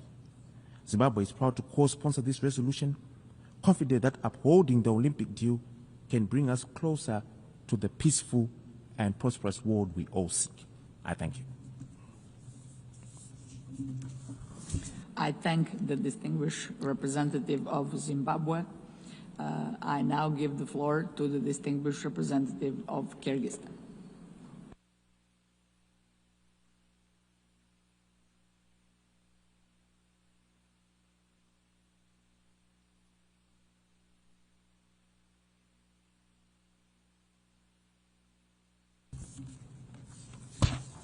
Thank you, Madam President.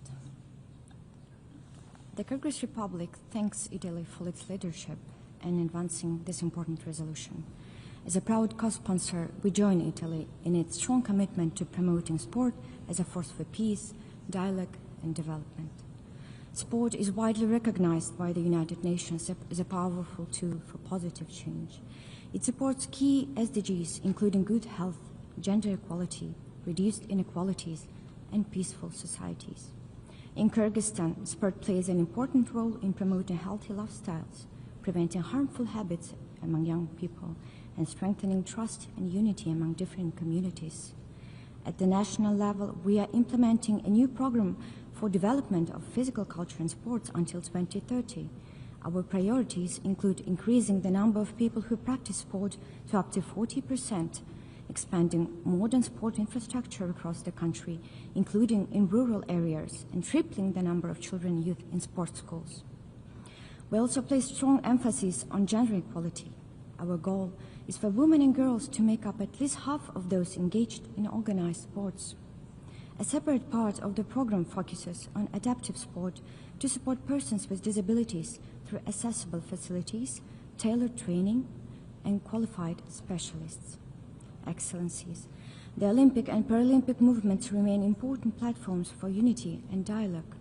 We hope that the Milano Cortina 2026 Winter Games will become one of the most gender-balanced Winter Olympics in history, and we wish it every success. Kyrgyzstan also contributes to global sport and peace efforts through the World Nomad Games. As the initiator and co-organizer, we promote traditional sports as a way to bring cultures together. The FIVS Games gathered more than 2,400 athletes from 89 countries.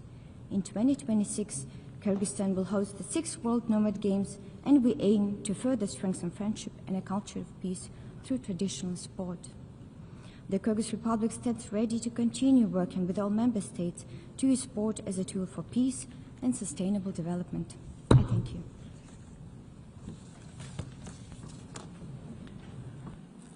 I thank the distinguished representative of Kyrgyzstan. I now give the floor to the distinguished representative of Ecuador.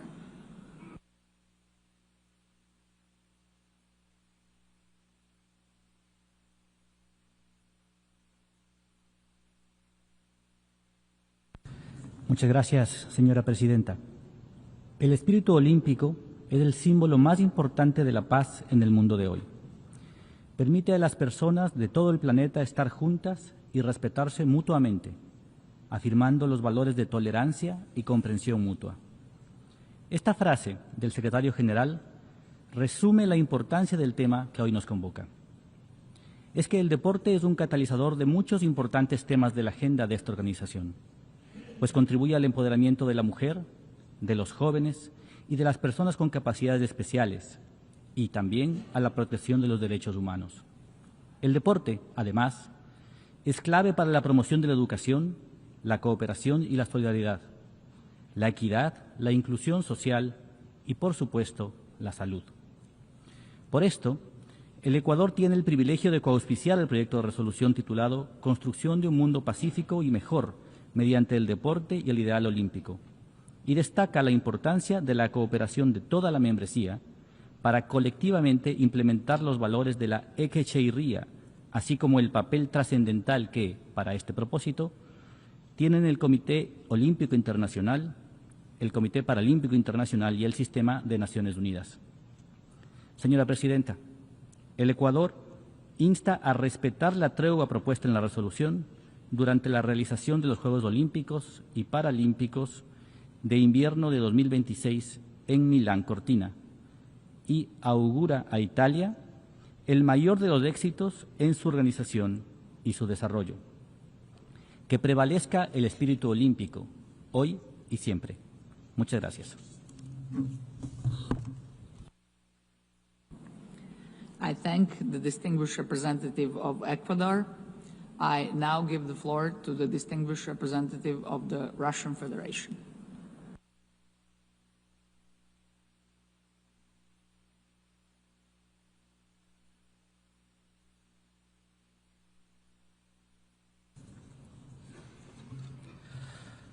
Благодарю вас, госпожа председатель.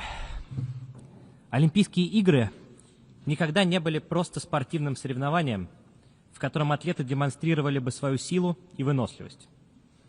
В их основе лежала идея сплочения и отказа от конфронтации.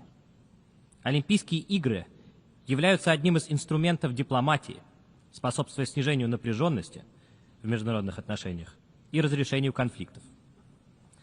Спорт – один из имеющихся в распоряжении человечества инструментов продвижения принципа мирного существования в духе добрососедства и культуры принятия своего соперника. Российская Федерация убеждена, что в условиях нарастающих глобальных вызовов олимпийские идеалы приобретают особую значимость. Мы последовательно продвигаем ценности спорта, особенно среди подрастающего поколения, как универсального языка мира, взаимного уважения и солидарности, способного объединять культуры, преодолевать вражду и формировать атмосферу доверия между народами. Особое внимание уделяем международному сотрудничеству в спортивной сфере. Мы приветствуем решение Генеральной Ассамблеи Международного Паралимпийского комитета о полном восстановлении в правах Паралимпийского комитета России. Для наших спортсменов с ограниченными возможностями это крайне позитивный сигнал, дающий надежду на скорое возвращение к любимому делу, которого они были незаслуженно лишены в силу политической конъюнктуры. Российская Федерация выступает за то, чтобы спорт в мире развивался по собственным законам, не зависел от политической обстановки и предпочтений, и тем более не становился предметом дискриминации и манипуляций, сродни тем, которые мы, к сожалению, сегодня вынуждены были слушать с этой самой трибуны. В этой связи мы приветствуем подготовленный делегацией Италии проект резолюции утверждения мира и построения более счастливой жизни на планете посредством спорта и воплощения олимпийских идеалов. Нам отрадно видеть позитивные изменения в нынешней версии текста. В частности, параграф 31 преамбульной части данной резолюции признает все без исключения принципы Олимпийской хартии, в числе которых, напомню, противодействие дискриминации и политический нейтралитет олимпийского движения. Мы надеемся, что представители западных стран, которые выражают поддержку данному документу сегодня, в скором времени не на словах, а на деле покажут, что для них эти постулаты не пустой звук. Мы желаем Италии успехов в подготовке и проведении зимних Олимпийских игр в Милане и Кортине. Уверены, что на главном спортивном мероприятии будет преобладать дух истинного олимпизма, и, конечно, с нетерпением ожидаем увидеть, как высокий профессионализм российских спортсменов вновь проявит себя на международной арене. Мировому сообществу еще предстоит пройти значительный путь, чтобы восстановить их веру в целостность олимпийского движения, подорванную в последние годы политически мотивированными решениями. Возвращение к подлинным идеалам спорта требует совместных усилий, свободных от предвзятости и двойных стандартов. Все олимпийцы должны иметь возможность участвовать в соревнованиях на равных, в атмосфере уважения, справедливости и свободной от политических барьеров. Благодарю за внимание. I thank the distinguished representative of the Russian Federation. I now call on Ms. Kirsty Coventry, President of the International Olympic Committee and the third double Olympic champion of swimming and also the first female president of the IOC. Please, the floor is yours.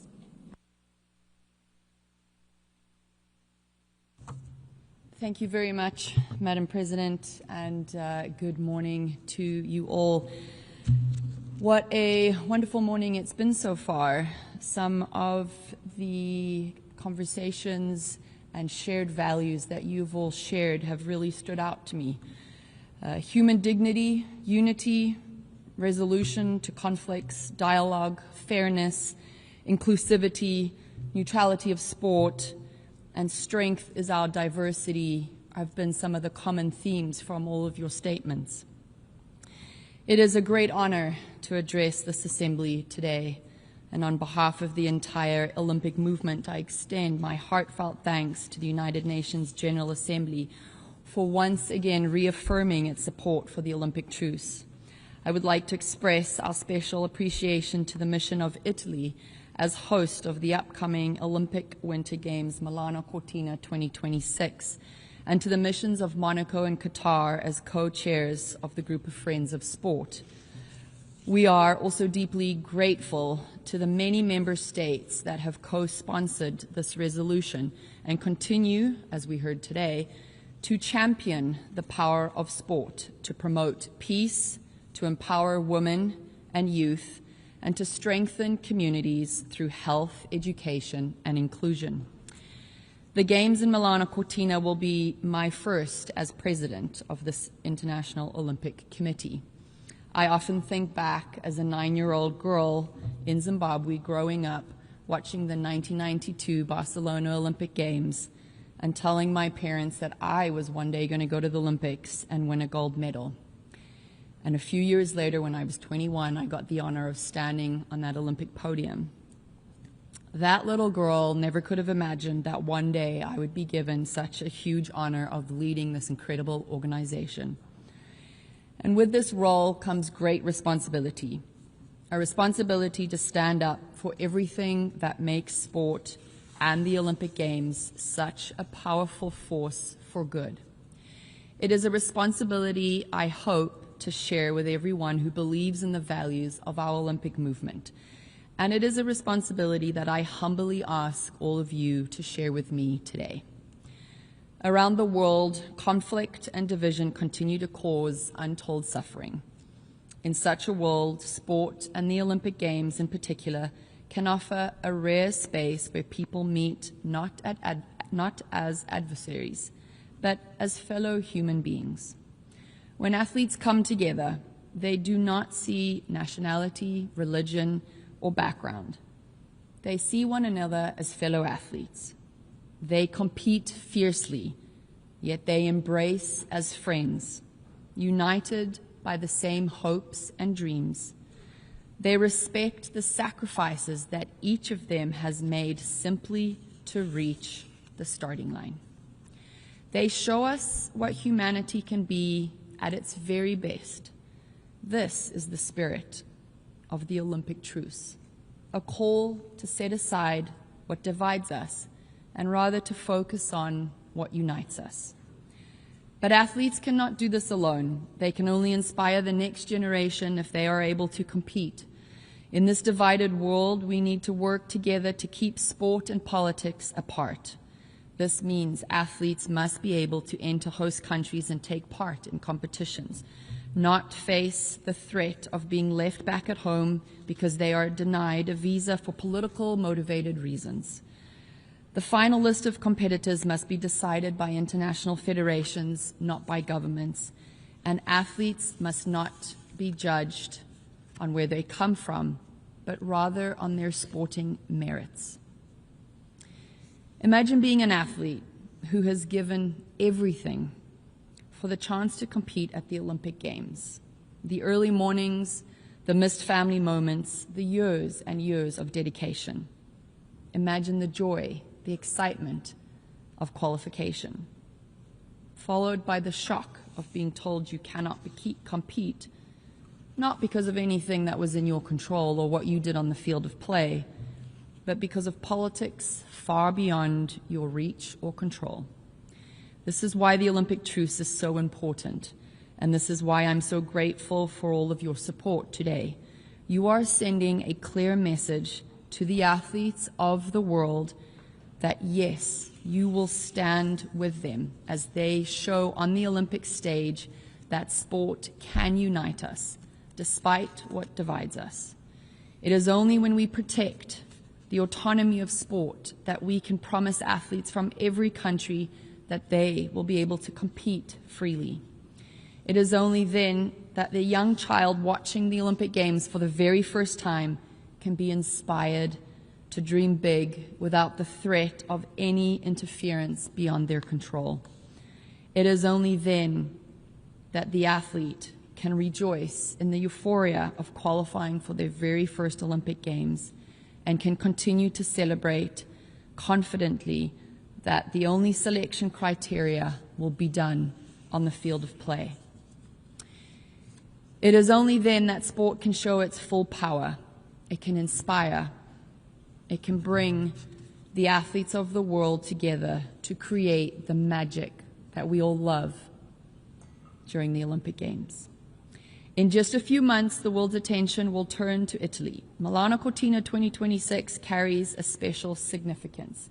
A new approach to Winter Games, more gender balanced than ever before, celebrating tradition and innovation, staged across regions where winter sports are a part of local life and identity. The world will be watching, and together we will admire the beauty of the Italian landscape, Italy's passion for sport, and the extraordinary talents of the world's best winter athletes. I would like to thank the organizing committee led by its president, Giovanni Malagò, for their dedication and partnership in preparing these games. Together with our Italian friends, we are creating Olympic Winter Games that will inspire the next generation and the world. Today, as you adopt this resolution, we are reminded that the Olympic movement and the United Nations share the same purpose: to bring people together, to uphold human dignity, to build bridges of peace. By protecting sport as a space where everyone can come together as equals, we reinforce these shared values. Even in these dark times of division, it is possible to celebrate our shared humanity and inspire hope for a better future. It is about finding that the way forward is to be able to do this together, as athletes, as nations, and as a global community. This is the spirit of the Olympic Games, and it will shine brightly from Milano Cortina to the world. Madam President, in your address this morning, you shared with us that the Canadian hockey team made reference to play like girls. I can guarantee you that through my leadership, I will continue to play like a girl, and I will lead with strength and integrity for the next 8 years. Thank you.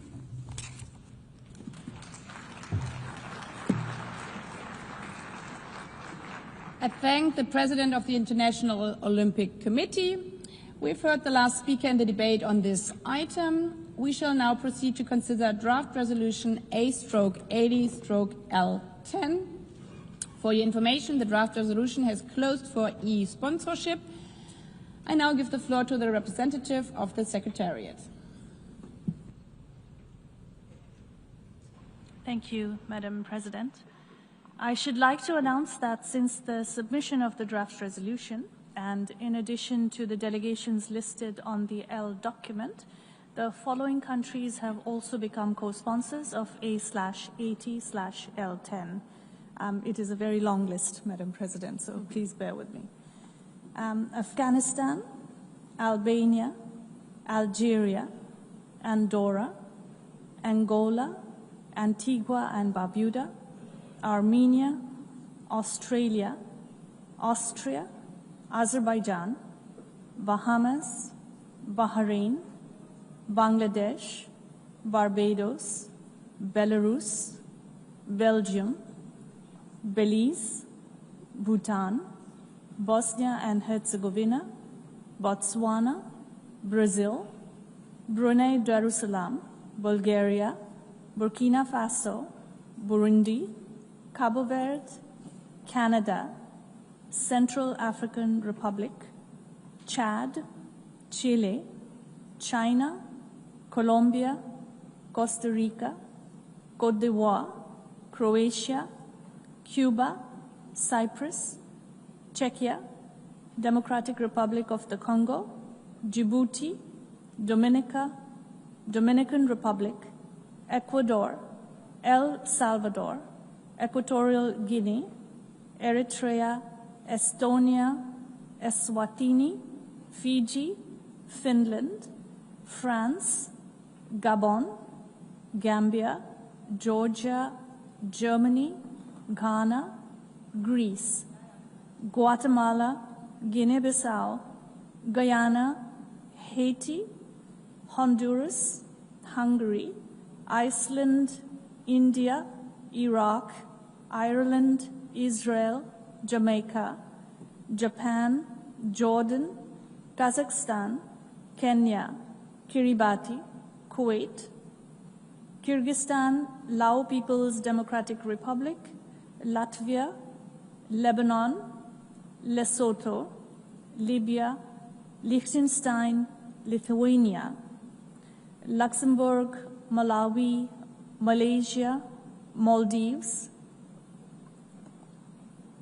Mali, Malta, Marshall Islands, Mauritania, Mauritius, Mexico, Federated States of Micronesia, Monaco, Mongolia, Montenegro, Morocco, Mozambique, Myanmar, Kingdom of the Netherlands, New Zealand, Niger, North Macedonia, Norway, Pakistan, Palau, Panama, Papua New Guinea, Peru, Philippines, Poland, Portugal, Qatar, Republic of Korea, Republic of Moldova, Romania, Rwanda, St. Kitts and Nevis, St. Lucia, St. Vincent and the Grenadines, Samoa, San Marino, Sao Tome and Principe, Senegal, Serbia, Sierra Leone, Singapore, Slovakia,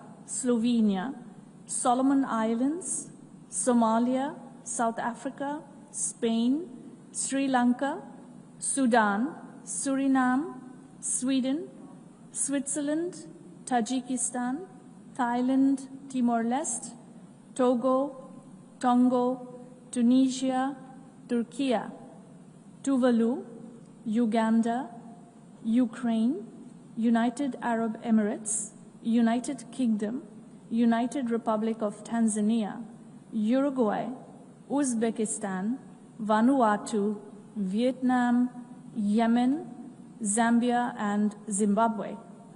If any other countries wish to co-sponsor AD/L10, please signify by pressing the microphone button. Comoros, Congo, Trinidad and Tobago, Guinea, and that concludes the list. Thank you, Madam President. I thank the representative of the Secretariat. The Assembly will now take a decision on draft resolution A/AD/L10 entitled Building a Peaceful and Better World Through Sport and the Olympic Ideal. May I take it that the Assembly decides to adopt draft resolution A/AD/L10?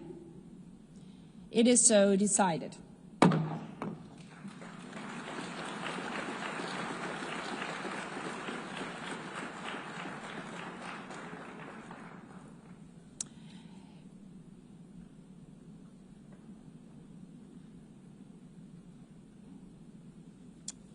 Before giving the floor for explanation of vote after the vote, may I remind delegations that they are strongly urged to limit explanations of vote to 5 minutes, which should in any case not exceed 10 minutes and be made from their seats.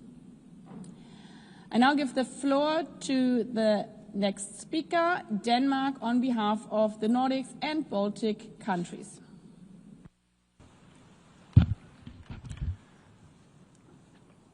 Madam President, I delivered these remarks on behalf of the Nordic and Baltic countries, Finland, Iceland, Norway, Sweden, Estonia, Latvia, Lithuania, and my own country, Denmark.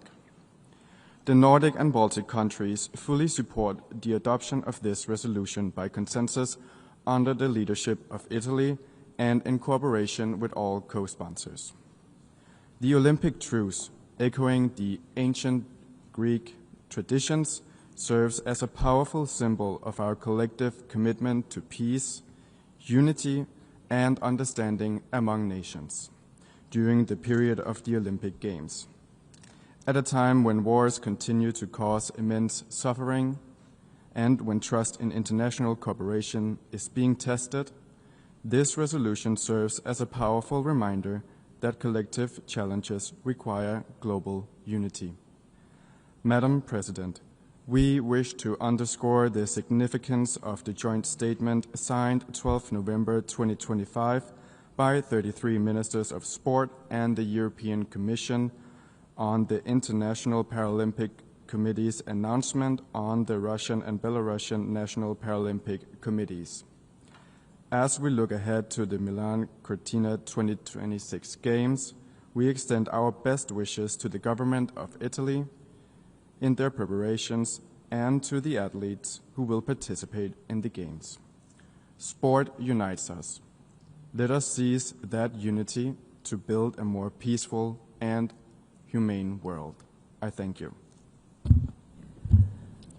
I thank the Speaker of Denmark on behalf of the Nordic and Baltic countries. I now give the floor to the Speaker of Argentina.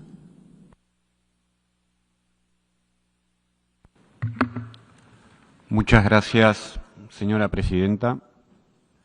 El deporte, a lo largo de la historia, ha sido un lenguaje universal capaz de unir a los pueblos más allá de sus diferencias. En un mundo muchas veces marcado por la división y el conflicto, el deporte se alza como un puente de entendimiento, respeto y cooperación.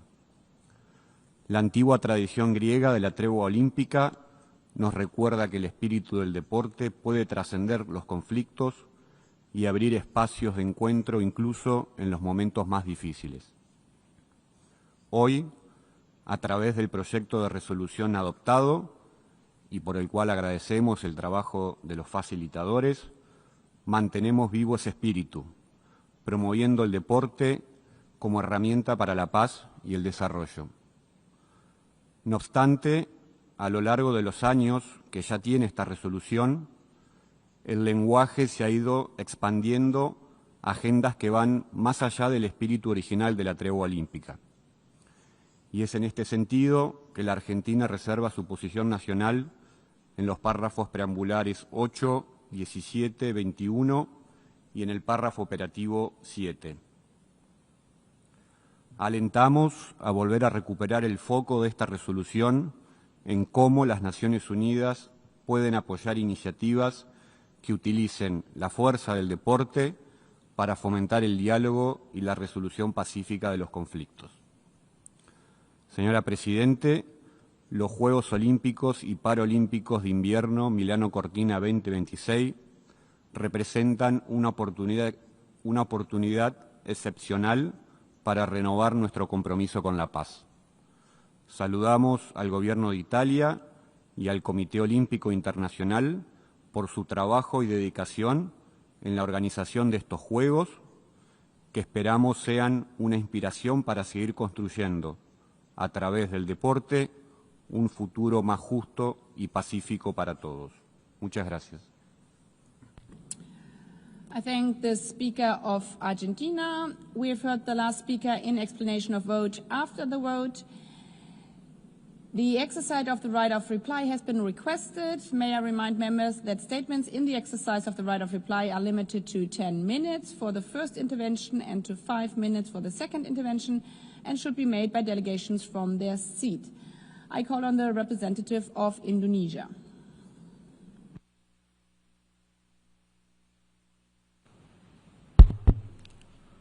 Madam President, Indonesia wishes to exercise a right of reply towards the statement made by a delegation regarding our position towards athletes from a certain country.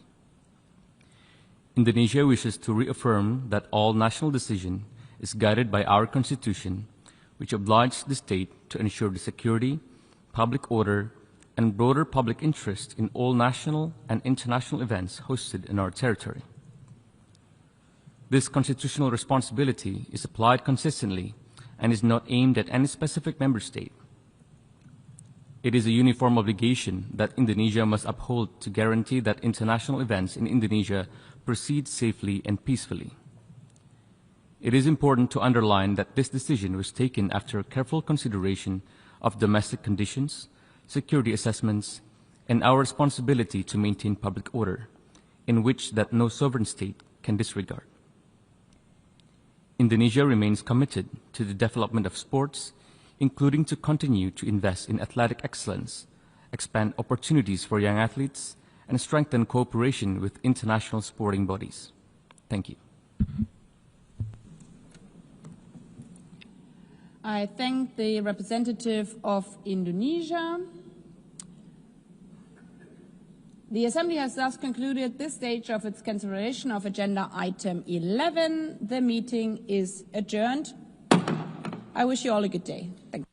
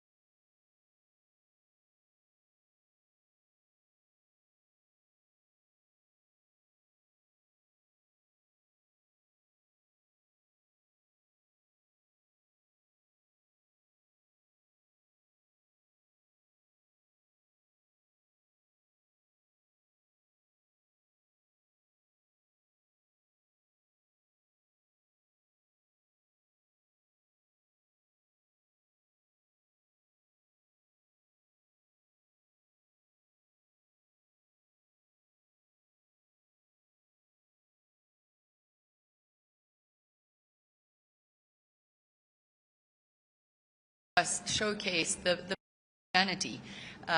You know, being able to win and lose and embrace each other and cry, whether you've won or lost, depending on which side. These are all really important ways in which we can connect, and that sadly we missed for Tokyo Games and for Beijing 2022.